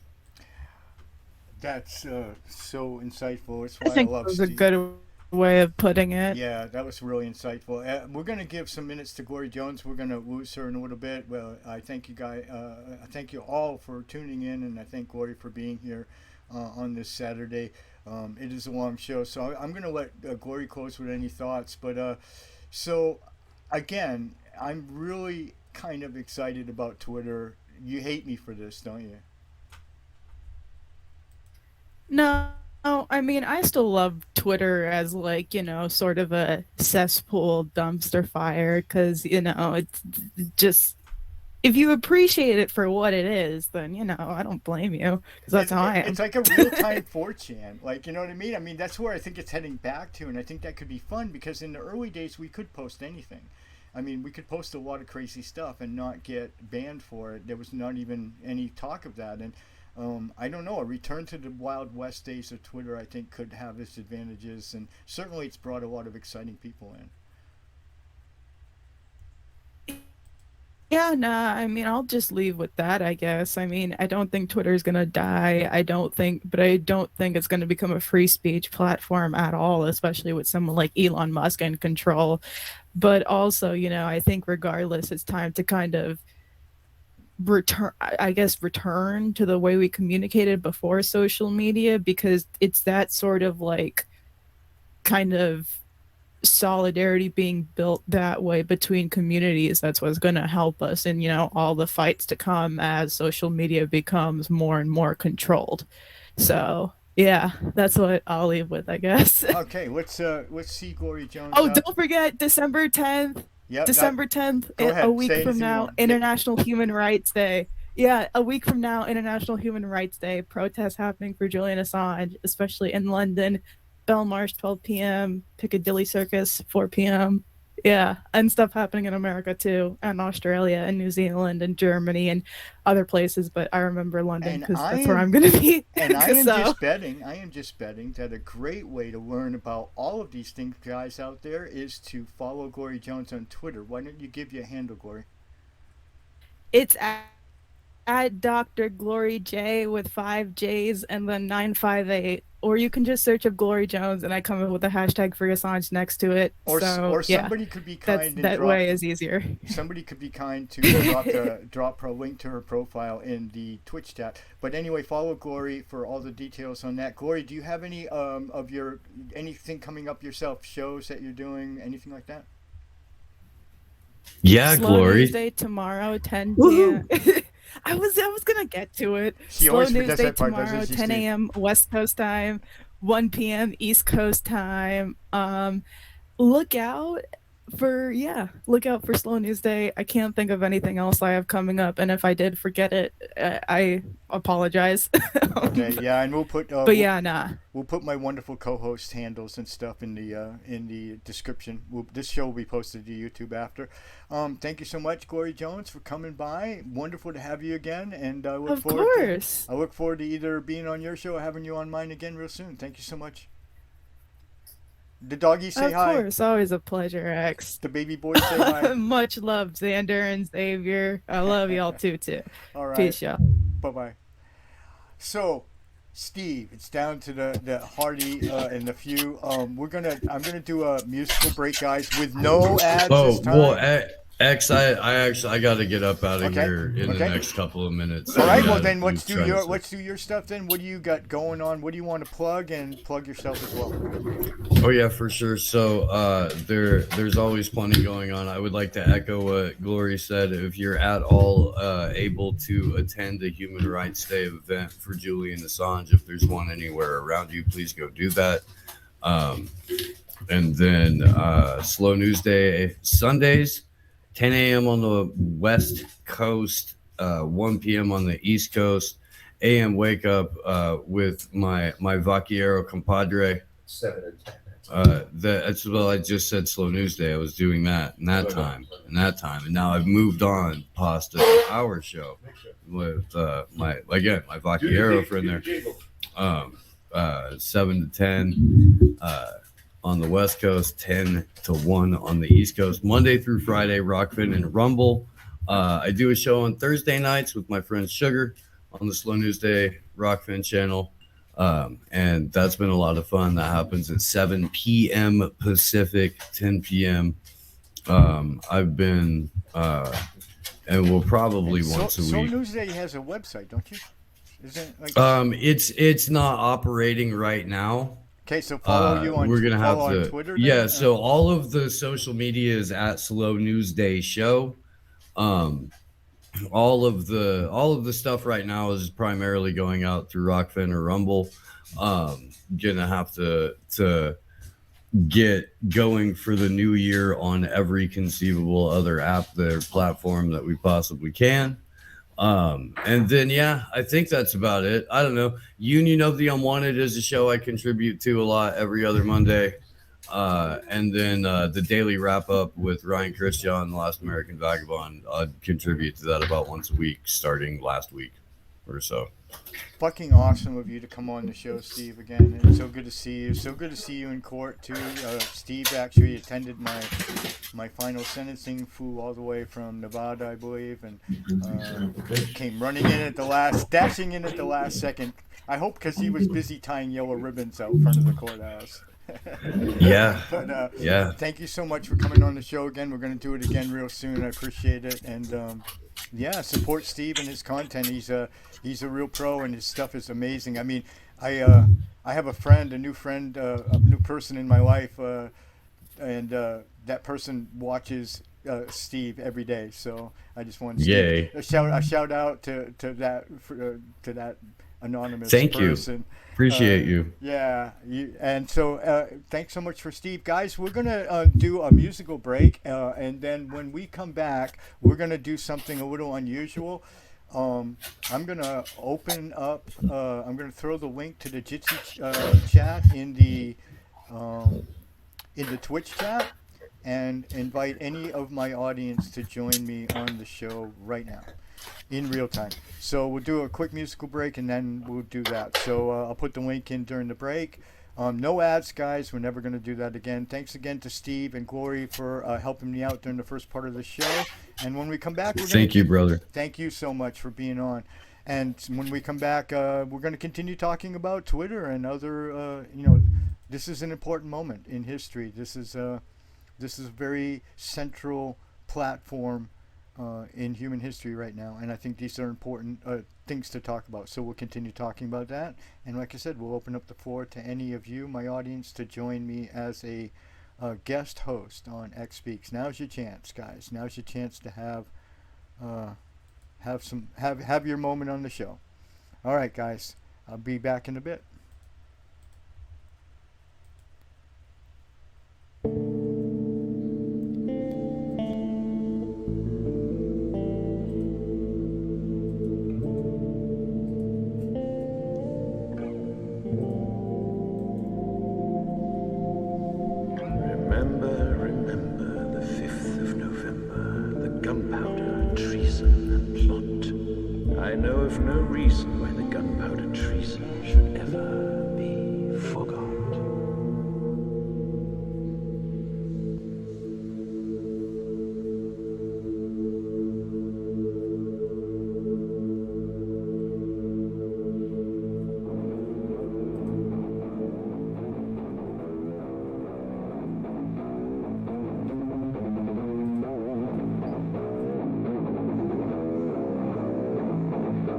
Time.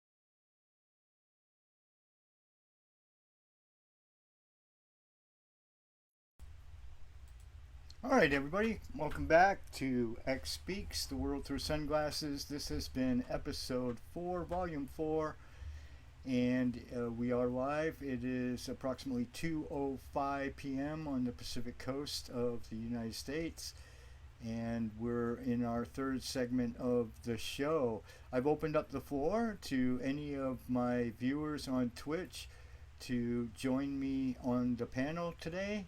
So if you're watching this on Twitch, the link is in the chat. Please do click on it and join me. The topic of the show today, guys, has been Twitter and the purchase of Twitter by an eccentric, arguably crazy billionaire, and what that means to Twitter, because Twitter is really important actually to a lot of people. It's not this is a serious matter, really, actually, the survival of Twitter. But before I bring my guest, we do have one of my friends here joining me. But before I bring her in, I just want to say my own thoughts on this now that my panel has sort of shrunk a little bit. I think overall, I believe that the purchase of Twitter by Elon is a good thing. I think that starting even back with Jack and for years after Jack, I think that Twitter was run in an extremely draconian, ham-fisted manner, more and more so as the years went on, much different than the Wild West that Twitter was when it began, of free speech. It really began as a commercial interest, began to take precedent over the speech, and over the years it became very, very bad. And I think in a very sudden way and in a very almost brutal way, a lot of that has been undone. A lot of the shenanigans that Twitter were doing are being exposed. I think these are all positive things. I think that the potential of Twitter, whenever anything exciting happens that involves Twitter, I think is a good thing. It brings engagement. I mean, I use Twitter to engage people. This is how I reach out to the world. And so if there's more of the world on Twitter and they're more active on Twitter, that's always a plus for me. So I guess I'm happy overall with the effect that Elon Musk has had on Twitter, and I think I'm in the minority with that. I think a lot of my friends are very unhappy about it. I see their point of view, and I see why they're concerned, and I'm concerned as well over these things. But I'm also, I guess because I'm in this phase in my life where I'm rebuilding my channels and I create content, I think that I'm just very excited to be able to reach people in this environment and to bring them in and to talk about issues. So for me, it seems, at least personally, it seems to me to be a net plus. And so that's my take on Elon. I don't have the negative opinion that a lot of people have of Elon. I've tried to hear their point of view about his connections with the military and the intelligence. I'm still not wholly convinced that he's an evil dude. I think he's eccentric. I think he's kind of strange, but he builds cool rockets, and I agree with a lot of his personal and political opinions about life and about politics. So, yeah, I guess my opinion is, like I said, in the minority. Next, we're going to bring on our guest. I'm going to unmute her. This is Esteline. And Esteline, I don't know a lot about Esteline. We'll let her maybe say some words about herself. But she was a very, I can tell you, she was a very adamant supporter of the Free Commander X Defense Committee and their efforts to get me released from federal custody on the cyber protest charges, and wrote to me, which I have to say a public thank you for that, because those letters from all of you out there really kept me going during what is arguably the hardest time of my life. So I really appreciate her and everything she's done, and she hopefully got an opinion on Twitter. So let's see what she has to say. We'll go ahead and unmute her. Esteline, can you hear me? Let's try again. I can hear you. Yes, there you are. Wow. Hey! After all this time of writing letters and everything, we finally meet. How are you today? Oh my gosh, it's so good to hear your voice. Right? And you said my name so well. Did I It was really? great. Because Yes. a wild guess, so that's cool. I'm glad I got it. I'm glad I spiked it. Fantastic. Well, great. So, what are your opinions on Twitter? You've been listening to the show the whole time. What do you Yes. think? Yes. I don't know yet. I just don't know yet. I know that's a boring answer, but I just don't know yet. I just don't know. I'm not going to jump to anything anymore. Well, I suppose that's a reasonable approach, right? I mean, now you are fairly active on Twitter for a confessed non-technological person. You spend a lot of time on Twitter. How long have you been on Twitter? I'm not really sure. I guess like 2020-ish. I'm not sure. So only a few years, yeah. Yeah. But you spend a fair amount of time on it. Oh, no. I was on Twitter. You know who got me on Twitter was Susie Dawson and the Unity for J campaign. Right. That's what really got me on Twitter. Yeah. Wow, right on. I invited Leia, and I invited a bunch of other people. I Leia. invited Oh, wow. her. Fuck, I can't remember her name now. It escapes me. Yeah, Leia me too. Voss. Yes. Elizabeth Leia Voss. I invited her on. Yes. And I invited Brigitte John's daughter and a bunch of other people. Tori Oh, England, wow. I thought might have some good opinions on this, but I just felt like it was worthy of a show. I think it's important. I think we'll probably be doing future shows on as this sort of unboxes and we see where this is going with Elon. But I think overall, I'm so pretty glad to excited. hear you say that. I cannot tell you how glad I am to hear you say that. Susie Dawson used to do these updates. She still does them for panquake.com, but she used to do them for Unity for J because she kind of showed us, oh, this is what we got accomplished. All these people came together, we worked together, and we got so-and-so and this accomplished. And she used to do that every week. We don't really have that anymore. No, I actually did a bunch of the updates with Susie, and even I think I even Yes. hosted a couple of them myself. I actually was Yes. invited to host them, and Yeah. yeah, I think it was a great loss to the movement. I really hate it when there are these controversies between activists and it becomes all about sort of personal lives and personalities. I think that was unnecessary, especially given the battle. I think it was a great loss, really, to the movement Yeah. to lose that whole sort of segment. Yeah. And it's interesting because this dovetails right back into the topic of the show because it appears to me, and Yes. I'll put this towards you, a question towards you, because we both follow Susie and all of the rest of them. And it appears like Susie and a significant segment of that group that circles around Susie have literally done a permanent exodus, the kind of exodus that we talked about earlier in the show from Twitter. Yes. It appears that they have deliberately left the platform and gone I over was to Panquake. wondering. I really think so because it's just been so long since we've heard anything on the Twitters from any of them. And so Wait I a really, minute. Just a second, please, Commander X. So Panquake is up and running, I believe and so. I'm not on it. I didn't even log in yet. I think it is. I think So they left and they didn't tell anybody? I think that was the plan, and I think it was on purpose. I think it was kind of a way of like, hey, for years we've been saying we're going to do this. This is the replacement, and this is their sort of way of proving it. And now come find us. You know what I mean? And it's actually remarkably smart marketing if you It think about it. I is. mean, Susie's got a lot of following, right? She's so smart. Right. And so Yeah. they're going to be scratching their heads and wondering, hey, what Yeah. happened? Well, I did. Right, and then they're all going to go over. So, and it's interesting because that, we talked about that at the top of the show, and Susie really does have a vision of Panquake as being a replacement for Twitter, and we didn't even really talk about it. We talked about Mastodon and Tumblr as possible but replacements. it's based on trust.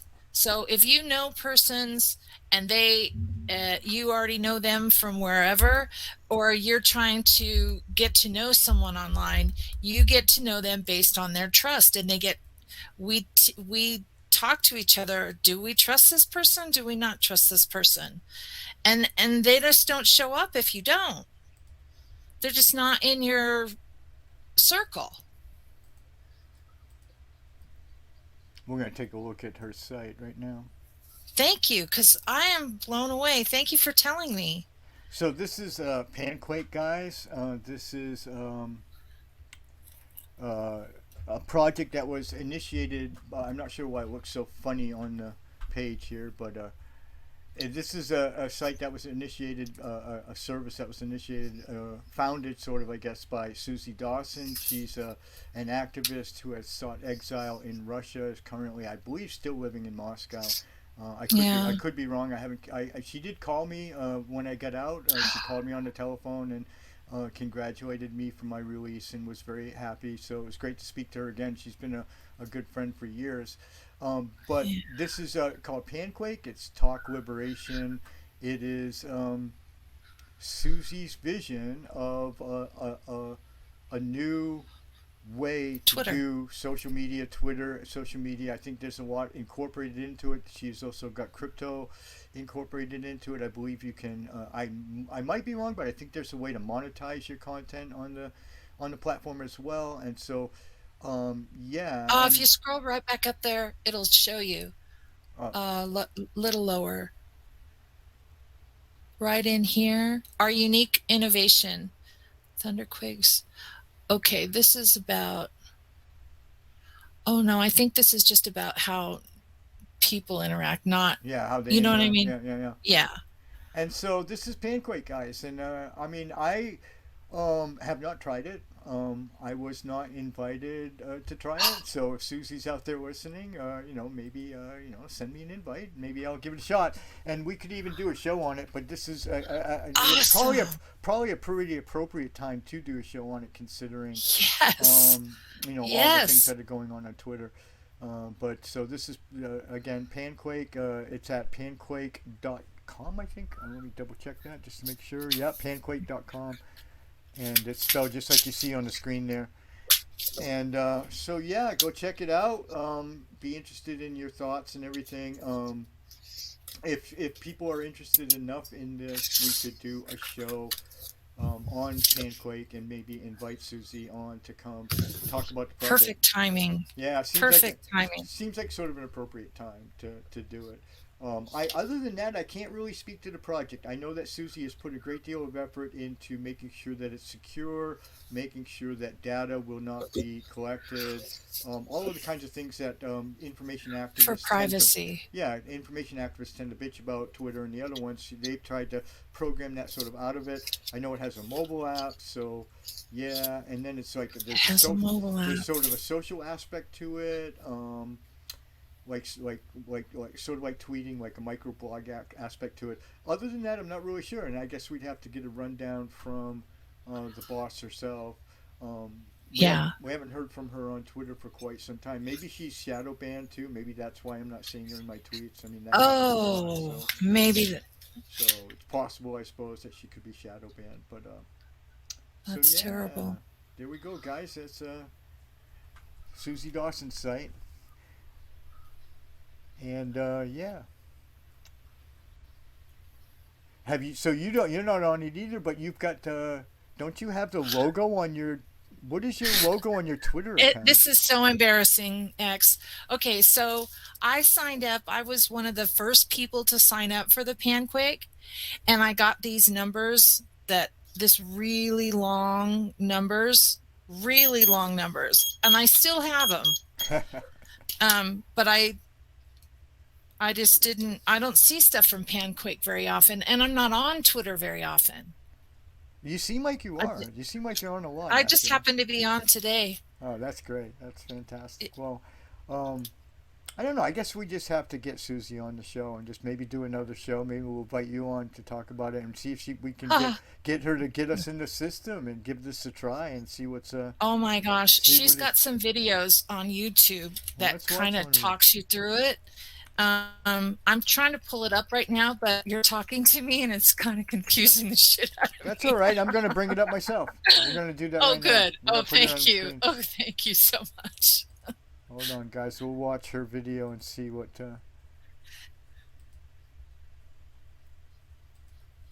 I think Panquake look and feel revealed. Okay, yeah, this shows us the pretty colors. I don't actually hear her voice though. Me neither. Is there normally audio to this? Yes, it's a video. You have to push play down on the left. Oh. I thought I did that already. No, it just stops again. It's only a 3-second video. Hi, everyone. Oh, wait, there we go. Thank you to all the wonderful supporters of Panquake. This I have an guy exciting is thing to show you. incredible. My name is Sean O'Brien. I'm here at Yale University, where we do privacy lab workshops. We show people how to be more private, more secure, and potentially anonymous online. So Panquake is a very real thing. It's happening. It's going to give you the type of serious privacy and security that we talk about in workshops. And I wanted to show you a little bit of that. You may have seen some things online, sort of clips of things, pieces of what the interface is going to look like, maybe the big reveal a few months ago. But here is Panquake running on my cell phone. This cell phone is running an Android mod that's freedom respecting, that doesn't have any Google crap on it. And you'll see here, Panquake is running in the browser. Now in that browser, there's a Quake and there's another Quake below it. The Quake on top here has an embedded video. Now that video originates from YouTube, but we use a privacy respecting service called Invidious that loads that video without doxing you to Google, basically. Just like I don't want Google on my phone, we don't want Google in our Panquake, right? So you'll see here, there's some more stuff to show you. There's another Quake with an embedded tweet, same kind of thing, content that comes in from Twitter and potentially other networks. We're working on it. We'll make sure that we're not doxing you to the Twitters and the Googles and so on. We're going to use these other services to put a wall between them and spying on you. You'll see here's a Quake composition widget, a little window there where you're going to put all your thoughts, all the things you want to tell the world. Of course, we have these fun, cute little icons, right? So that's a little bit of a profile window for you. And we want it to be fun. We want you to want to be in this network and to enjoy it. So we're bringing back the fun. We're bringing back privacy. And we're trying to make sure that you have the security that you expect from our product, both at a low level sort of back end and also in the UI in the front end. So yeah, I was so excited I had to show you, and I hope you all have a great week.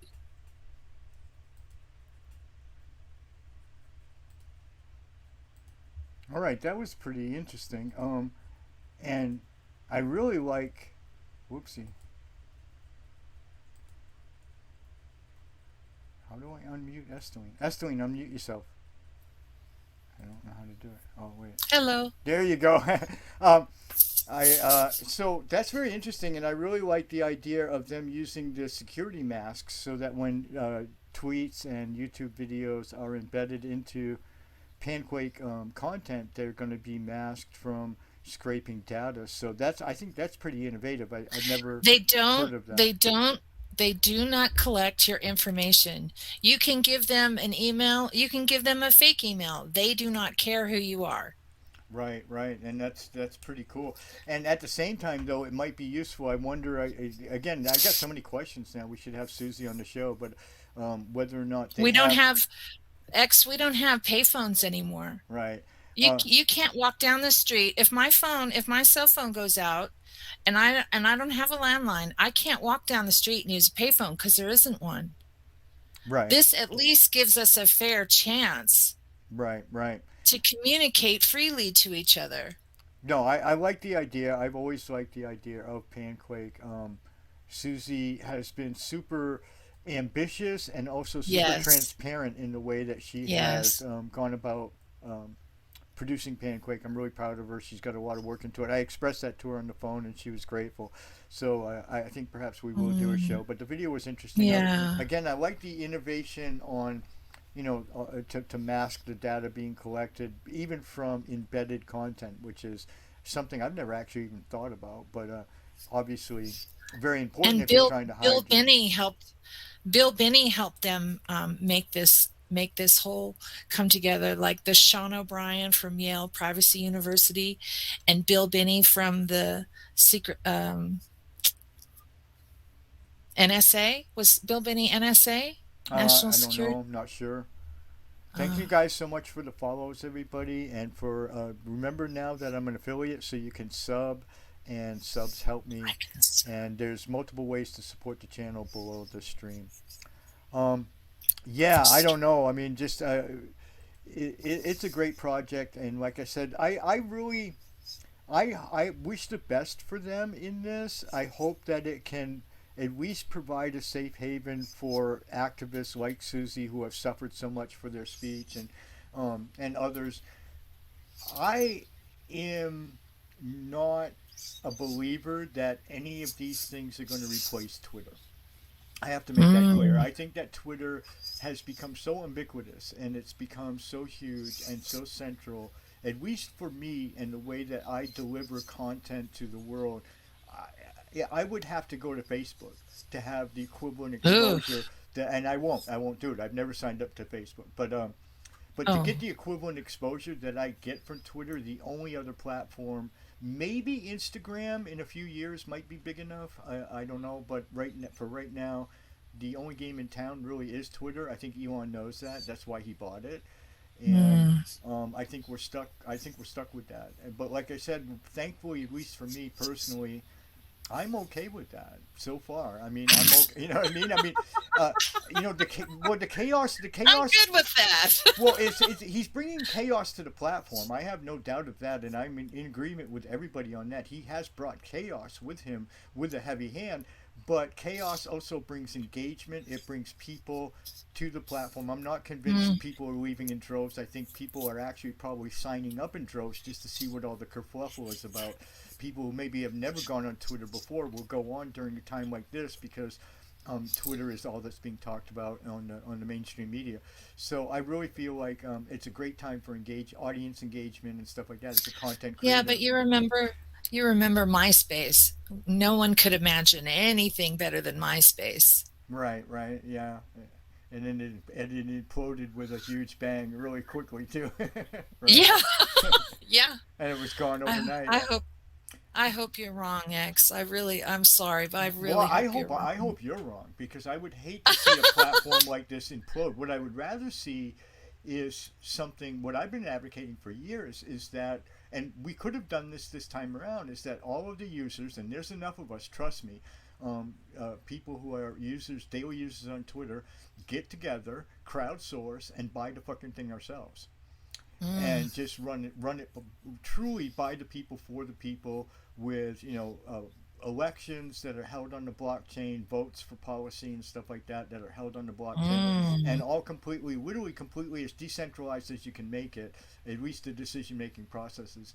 And I would have liked to have seen that happen. And for years that was talked about as a solution to this problem, and it's nowhere in the conversation, as evidenced by the fact that we're talking about it in the last half hour of my show, right? But I really feel like that would be the ultimate solution to this, is rather than destroy the platform or move away from it, when you've got something that works, don't fix it. Instead, just make it work the way you want it to work. That's a hacker's way, is not to throw something away, but to break it and then fix it. And I think that Elon's in the process of breaking it, so it's just a matter of later if we can find a way to fix it.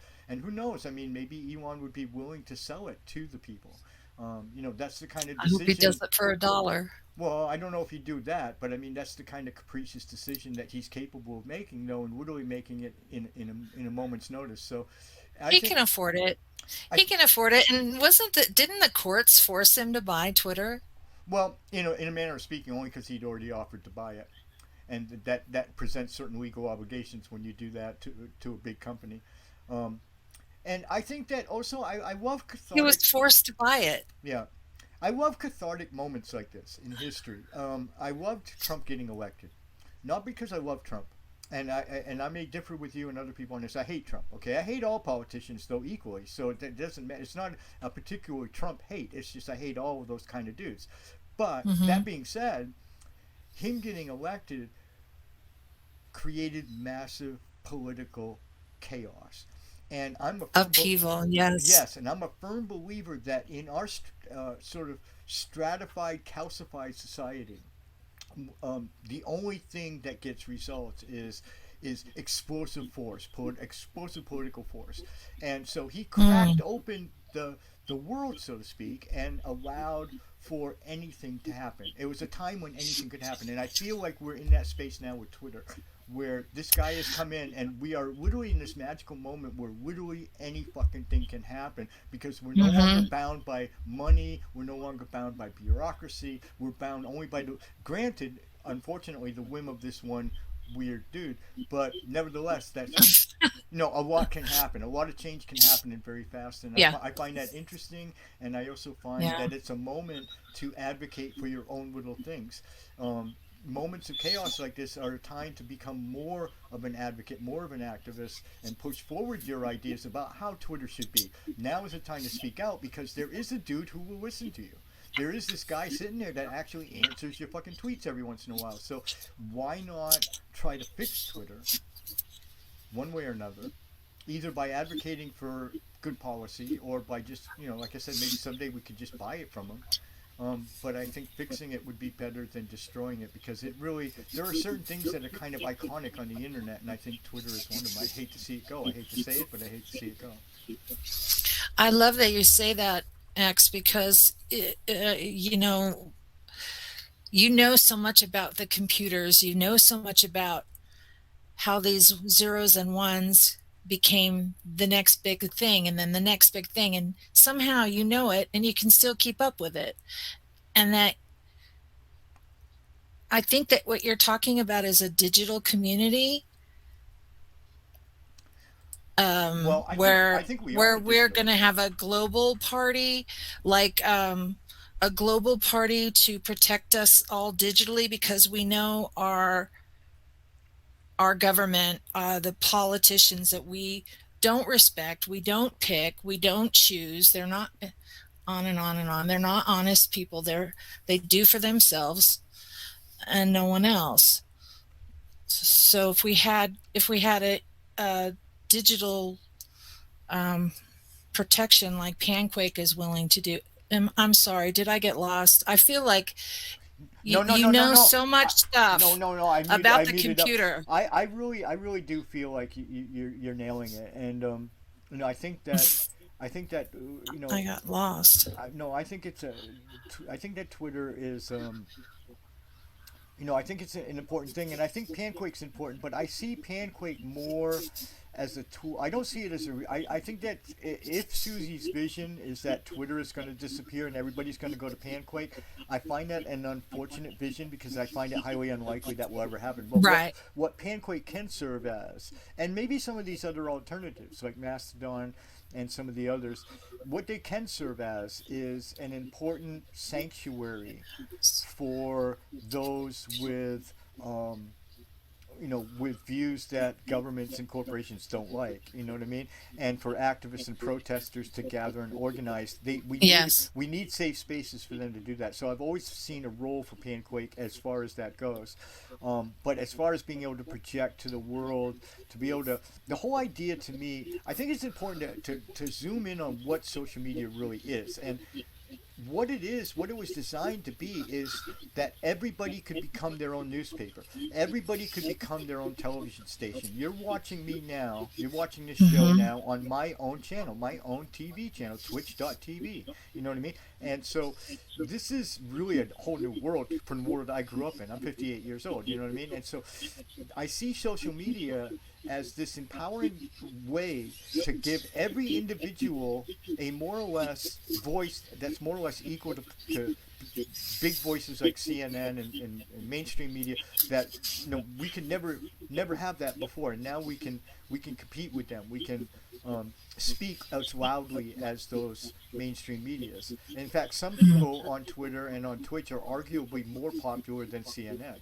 I mean, I know single gamer channels. Yeah. I know single gamer channels, just one gamer who will bring in more viewers than CNN has all day long in just one sitting gaming. So these people are literally bigger than mainstream media. That's actually the hidden story behind Twitch TV and YouTube streaming and stuff like that. And so I feel that social media, that's what it is to me. I try to hone in on what it's designed to do. And so I guess whatever gives the most people the most value as far as being able to project on that media, that's what matters to me. And I see more people being able to be on Twitter today than I did before he bought it. I see hundreds of thousands of accounts being reestablished. I do see a handful of accounts, like Stephen Gorey pointed out, being taken down. That's troubling because it seems capricious and personal. However, you can't discount the 62 million accounts that they're planning on putting back online in the next month that were banned for stupid shit. I was one time banned. I was banned one time for calling Bashar Assad a retard. Yeah, I'm not even kidding. Okay. Wow. And it was actually the word retard. Okay, it's considered not woke, right? You can't insult people with mental illness like that, right? And so that was what was explained to me by the Twitter board. And I was like, you literally got to be fucking kidding me, right? And you're going to suspend me for that. And so, I mean, I don't think we're going to see that kind of thing anymore. And I think that's, generally speaking, a good a plus, a good thing. I think Twitter has gone in a positive direction in multiple ways in the last month. Yeah. I like that. I like hearing a different point of view. I mean, I've heard you, this is the third time I've heard you talk on these lines today, and I have to admit it was a little hard to hear at first. Well, no, I oftentimes have opinions that are very contrary to popular opinion. I'm kind of known for that. But I mean, like you said, but you just put your chin right out there, just as like, well, there it is. Well, yeah, and you know, because I'm very upbeat whenever I can engage people, especially on the issues. I'm a content creator. I'm looking at this as a content creator. And this is just going to make for more discussion. I like anything in life in general that increases debate. People are talking. People are arguing on Twitter right now. I believe this is a good thing. I believe this is the whole purpose of Twitter to begin with, is to have these kinds of conversations openly and freely. And so seeing all of this, I think, is, like I said, chaos is a good thing. Discussion is a good thing. Debate is a good thing. And I see more of that happening now than I've seen in the last 6 months on Twitter. I've seen more of it in the last month than the last 6 months combined. So, do you think that because you're such a passionate person for what you believe in, I mean, not very many people, would put themselves through what you've put yourself through for the benefit of society, Well, I don't want to lose my voice. Twitter has given me, I think, a huge, I said it at the top of the show, a huge part of the Commander X persona was built and crafted on the foundation of Twitter. There's no getting around that. It is a huge part of who and what I am. It's my voice to the world. I would absolutely be devastated to lose it, yes. I mean, there's absolutely. And I feel safer now. I feel that my voice is safer and more protected now with Elon in charge than I did before with these nut jobs who routinely banned anonymous accounts for the tiniest infractions or no infraction at all. So can I ask you a personal question? Sure, you can try. So let's say we're 5 years down the road and things are bad. They're bad already, but things are bad. And you find out Elon Musk is not what you hoped he'd be. And you have to endure that cognitive dissonance. And it sucks. Just like the Republicans figured out, yeah, these people are not representing us. And the Democrats figured out, oh, these people are not representing us. But here's a digital guy. He's going to represent us. And I just think that it's all lies. I think a lot of what Elon says is bullshit, and I do question his motives. I think in life, I mean, I can get really paranoid in questioning everybody's motives, right? I mean, and so what I try to do, the way I try to approach life, is not to necessarily try to get inside this dude's head and figure out why he's doing this. I'm just try to react off the things that he's actually doing. And other than the banning of those accounts that Stephen Gorey brought up, which as far as I can tell is only a handful, But it's still banning. Right, I get it. It's still banning. It's banning from one guy or banning from another guy. It's still banning. I get it. And I, first of all, just have to say, obviously, I have no influence on those choices. And second of all, I get it. But if he bans 3 accounts and reinstates 100,000, it's still inescapably a net gain for freedom. I get it that it sucks for those 3 people. I wouldn't want to be them. I get it. But nevertheless, I mean, at some point you have to look at the greater good, right? I mean, Twitter was doing far worse. I mean, they banned that 100,000 accounts and allowed those 3 on, right? So now the situation is flipped, right? So which is a better situation, and I think we're in a better situation. If we were talking about the people who were part of Twitter who were engaged in these bans, and we were talking about the people who banned you and other people because they said something that they didn't like, those people need to face the consequences, go before a tribunal. They should not be held in high regard and getting sweetheart deals at another corporation that they were supposed to be overseeing. I think my favorite thing that he did was walk in and fire all those schmucks. I absolutely agree. They're all fucking criminals, and they have been for years. Even in our government, and it's the global problem right now. It's just why they have Julian Assange anyway. These I keep hearing everybody on TV, everybody on YouTube, everybody wants to blame someone else, but we don't blame ourselves that we didn't, not you don't get to go in this category because you put your ass on the line, but most of us don't. We're not willing to go down to the courthouse and just stand by our car in protest. Hey, we don't like what you're doing. I mean, there's no unity. There's no looking out for our brother. There's no. Well, I think also you have to take into account we're in these weird times where, as Julian Assange has often pointed out, we're in the age of identity politics, and it's literally destroying civilization because you have now all of these many divisive issues, intractably divisive issues, vax or no vax, election conspiracy, no election conspiracy, all of these things, January 6th was good, January 6th was bad, all of these things have become so what a joke, vitriolic and so divisive. The divides in America have become so divided that I really don't see any hope for any kind of a unified movement, because the divisions are now breaking into even individual movements. So even the anarchists can no longer agree on anything. The people in Anonymous can no longer agree on anything. And we lose. Even the WikiLeaks supporters are all fighting we lose this week. So, I mean, do you want to win? Do you want to win? If we're gonna just sit down and say, okay, I guess we lost. Well, I'm not sitting down and saying that, but what I am just acknowledging, I'm just acknowledging the reality of the situation. I think, to be honest with you, I fought for years against this, and I think really I'm going to put this one on humanity. At some point, people are just going to have to grow the fuck up. I mean, I can only do so much. Activists can only do so much. Movements can only do so much to liberate the people. At some point, they're going to have to fucking stand up and liberate themselves.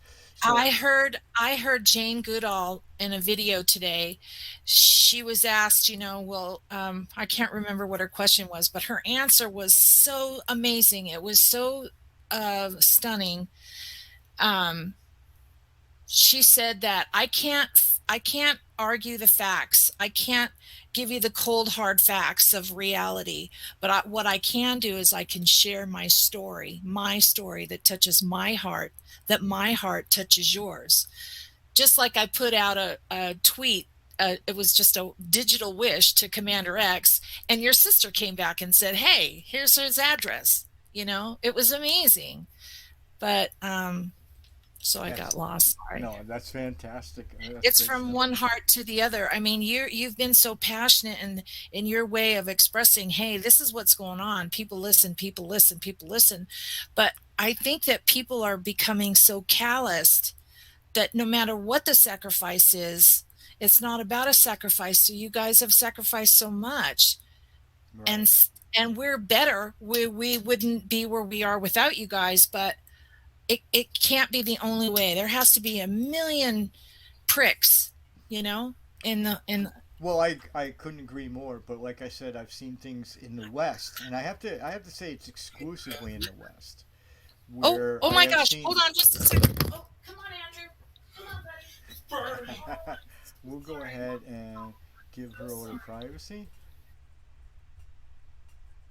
Okay, so guys, if you're tuned in still, this is episode 4, volume 4 of X Speaks, the world through sunglasses. And we've been talking this afternoon about Twitter and Elon Musk's purchase of Twitter, exploring that as well as delving into some WikiLeaks discussion, discussing the apparent complete disappearance of the WikiLeaks organization, everything except their Twitter account. And so it's been a great show, and I appreciate you all coming on. The link is still in the Twitch chat. We got about 15 minutes left in the show. If you want to hit that link and join the show, say hello. You will be welcomed, and we'll see if Esteline is ready to. How do I unmute her?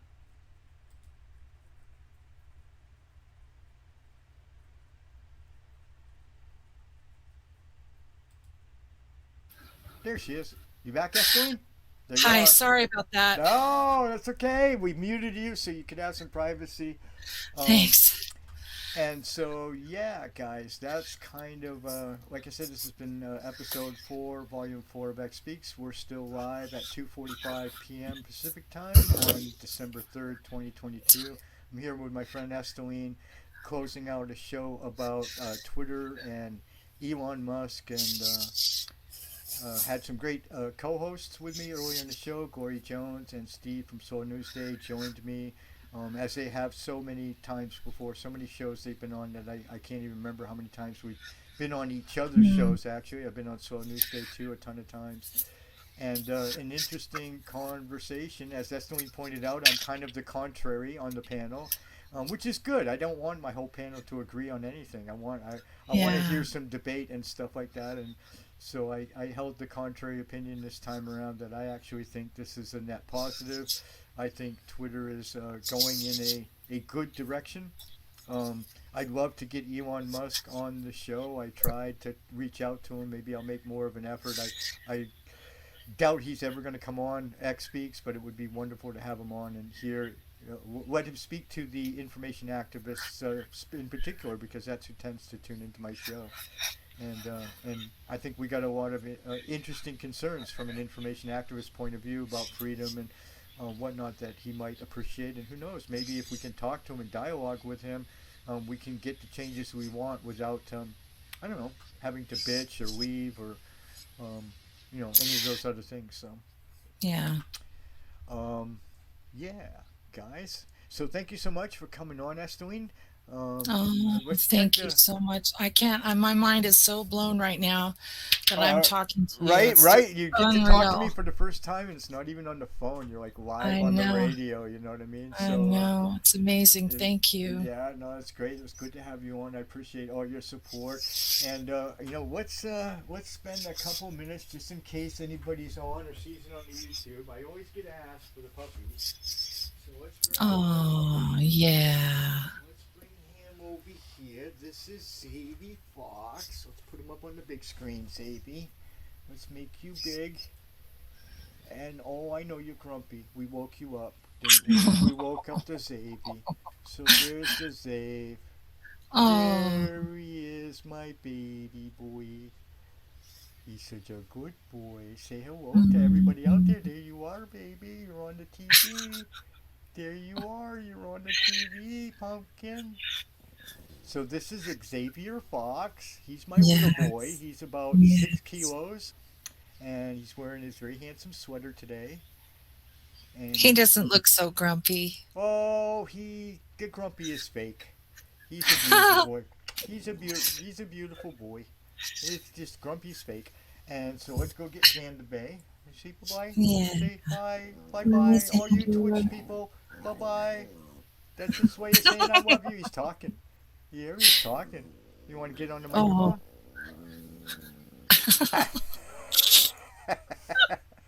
What you saying? Are you very angry that Elon bought Twitter? What do you think of Elon buying Twitter? Okay, let's go get your brother. You get 5 minutes of fame. Come here, Zan. Come here, baby. You're going on TV. Oh, I know you hate going on TV, don't you? That's okay. I don't. Oh, You can run, but you can't hide. he doesn't have to go. Yeah. He's coming. He's coming. Here comes the big boy. He might be too big There's to see the on the big camera. boy. There he is. There's the Xander Bay. Let's get some white on you, baby. There he is. There's the Xander Bay, my baby boy. He's distinctly unpleased to be on TV. He doesn't like the TV at all. Good for him. So that's my Xander He's Bay. beautiful. Thank you very much. He's I think so, beautiful. too. He's gorgeous. He's a gorgeous boy, and he knows it. I cannot believe that woman. What is it with black dogs? Why are black dogs not? They're so beautiful. In Mexico, the natives down there believe that they're cursed.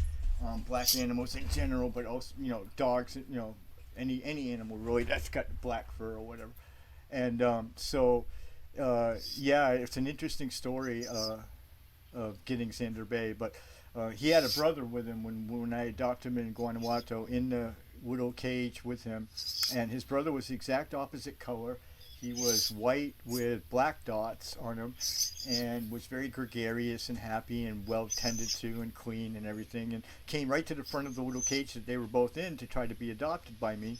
And I just kind of pushed him aside and pulled Xander out from the back of the cage, all quivering and covered in shit and piss and starving and clearly not happy, very introverted and everything, the exact opposite of his brother. And I said, that's my puppy, and brought him home. And it was explained to me why. I guess that they're black animals tend to get neglected and be ignored because they're considered to be cursed animals by some people in Mexico. I should point out that not everybody shares the superstition, but some folks down there, there is a superstition down there. And so, yeah, we adopted Xander because he was an outcast, and I was an outcast in Mexico myself, and it just seemed like they're real right. So your intuition pulled you to your dog. Yeah. Oh, you don't know the story. I've told the story in a couple of the previous episodes of X Speaks, but actually, I knew he was there. I went to get him. I knew his name and everything. And I got all dressed up in a dress shirt. Of course, I absolutely did not know anything. I didn't even know if they'd have puppies at the shelter that day when I went. I didn't call in advance. I just knew. I knew in my heart I was going to get Xander. And I just didn't know what he looked like or anything about him, but I knew what his name would be, and I knew I was bringing him home that day. And so I dressed up in a dress shirt, which he promptly peed all over, and I didn't care a bit, you know what I mean? And and so he was... he was my magic doggy. I just knew, and in my heart of hearts, and just with confidence walked in and took him, and it literally took me no time at all to pick him. I mean, I was not like puzzling at all. I just reached in, grabbed him, and said, "This is my dog. I'll be waiting in the parking lot." So I had my friend sign the paperwork, and me and Xander went out to the car. And that was it. That's amazing. And he's been in my life ever since. I could carry him in the palm of my hand. He was literally, guys, I mean, you saw how big he is in the picture just now, and I could fit him in the palm of my hand. I could carry him. He's 2.5 months old, just a little itty bitty ball of fur, and then brought him home. And that's what happens when you feed really good dog food to him for 4 years, and poof, it's like a doggy. It's like a magic science experiment. You know what I mean? And then Xander's idea to rescue Xavier, actually, I didn't want a second dog, but Xander couldn't get past the fact that our neighbors abandoned Xavier in our apartment parking lot. Yeah. So he kind of put a guilt trip on me, and we brought Xavier into our home. And we like to say, actually, Xavier adopted us because he's very, very opinionated. So we like to tell everybody that Xavier adopted us, so not the other way around. But that's my boys, and we got them home from Mexico just a few weeks ago. You guys can see the video on YouTube. Yeah. Have you taken the boys to the beach yet? Not yet, but we're going to do that soon. The weather here is not the greatest, so yeah. So yeah. So guys, this has been a great episode. Another awesome episode. I feel like in a lot of ways this is the first real sort of episode of X Speaks where we didn't talk about emergency dogs or some other things. So it's really good to be back in the saddle. A lot of production problems. I'll tidy it up and put it on YouTube though, and we'll try to do better next week. It was great. And in that vein, guys, yeah, next week the schedule looks like tomorrow at noon I'm airing Glitch in the Matrix. That's my show where I air the show from the metaverse. Tomorrow I'll be in Online, which is a free-to-play MMORPG single shard sandbox. And yes, I did just say that all in one breath. And so it's part of the metaverse, and that's what Glitch in the Matrix is all about. It airs every Sunday, noon to 3. In addition, I have other scheduled shows. Flying Internet Spaceships is on Friday, 4 to 8 p.m. Pacific Time, and this show as well, which airs every Saturday, noon to 3 p.m. And my schedule tab on my Twitch channel will convert the times for you, so just look at that tab if you ever need to wonder when my shows are. Also, please keep in mind that there's new and exciting ways to support the channel. If you look at the right top corner of my About tab, which is just below the stream, you'll see that we now have Twitch Tips, which is Stream Elements gives me the ability to allow me to collect tips during the stream, and then they're announced in the Twitch chat when you make the donation. And also the Buy Me a Coffee page is linked there as well. Which works pretty much the same way. You can buy me a coffee. You can even buy me a coffee and get free copies of my books.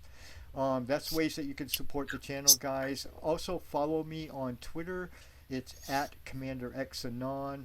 And then all of my other social media is also listed right below the stream on the About tab. You can see I've got Instagram and other social media as well, but Twitter's the primary one, as we've been talking about today. We're going to roll out, as we always do, with a song, one that I specially picked out for this show. I think you guys will get a kick out of it. And I'd like to once again and forever thank Esteline for joining me on the show. I think, Esteline, you need to go organize with Susie, and we'll work out a show. I think I'm going to give you an assignment. You need to reach out to Susie and tell her X wants her talk about Panquake, and I'm on it. We'll get a panel together. We'll get you on there, and we'll do a show and we'll talk about it. Thank you everybody so much for tuning in today, and I'll see you guys on X Speaks next week. And don't forget to join me tomorrow if you want to see some cool metaverse stuff. Thanks for tuning in. Thank you again, Esteline. Everybody have a great weekend. Hello, Twitter. They can't hear you now. Tweet a little tweet on Twitter. Any little thing will do. Every single tweet's a winner. You can do it too. Just tweet a little tweet on Twitter. Everyone will know what's new.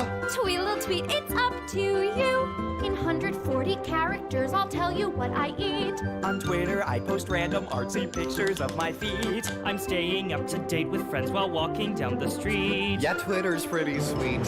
I'm literally twittering. My life is now complete. It's literary littering with every single tweet. You think that you're so cool, retweeting things like tools. You're all a bunch of fools. Oh my god. Hashtag nature. Tweet a little tweet on Twitter. Every little thing you do. Every single tweet's a winner. You can do it too. Just tweet a little tweet on Twitter. Everyone will know what's new. Tweet a little tweet. It's up to you. Now get your popcorn out. Let's watch celebs go head to head. I read that Gaga's friendship with Perez is all but dead. Why go to live events? Just read your Twitter feed instead. So you can stay in bed. But Twitter isn't just for petty things. Don't be misled. It helped the message of the Arab Spring to grow and spread. With Twitter by your side, connected far and wide. The world is intertwined. Tweet a little tweet on Twitter. Any little tweet will do. Every single tweet's a winner. You can do it too. Just tweet a little tweet on Twitter. Everyone will know what's new. Tweet a little tweet. It's up to you.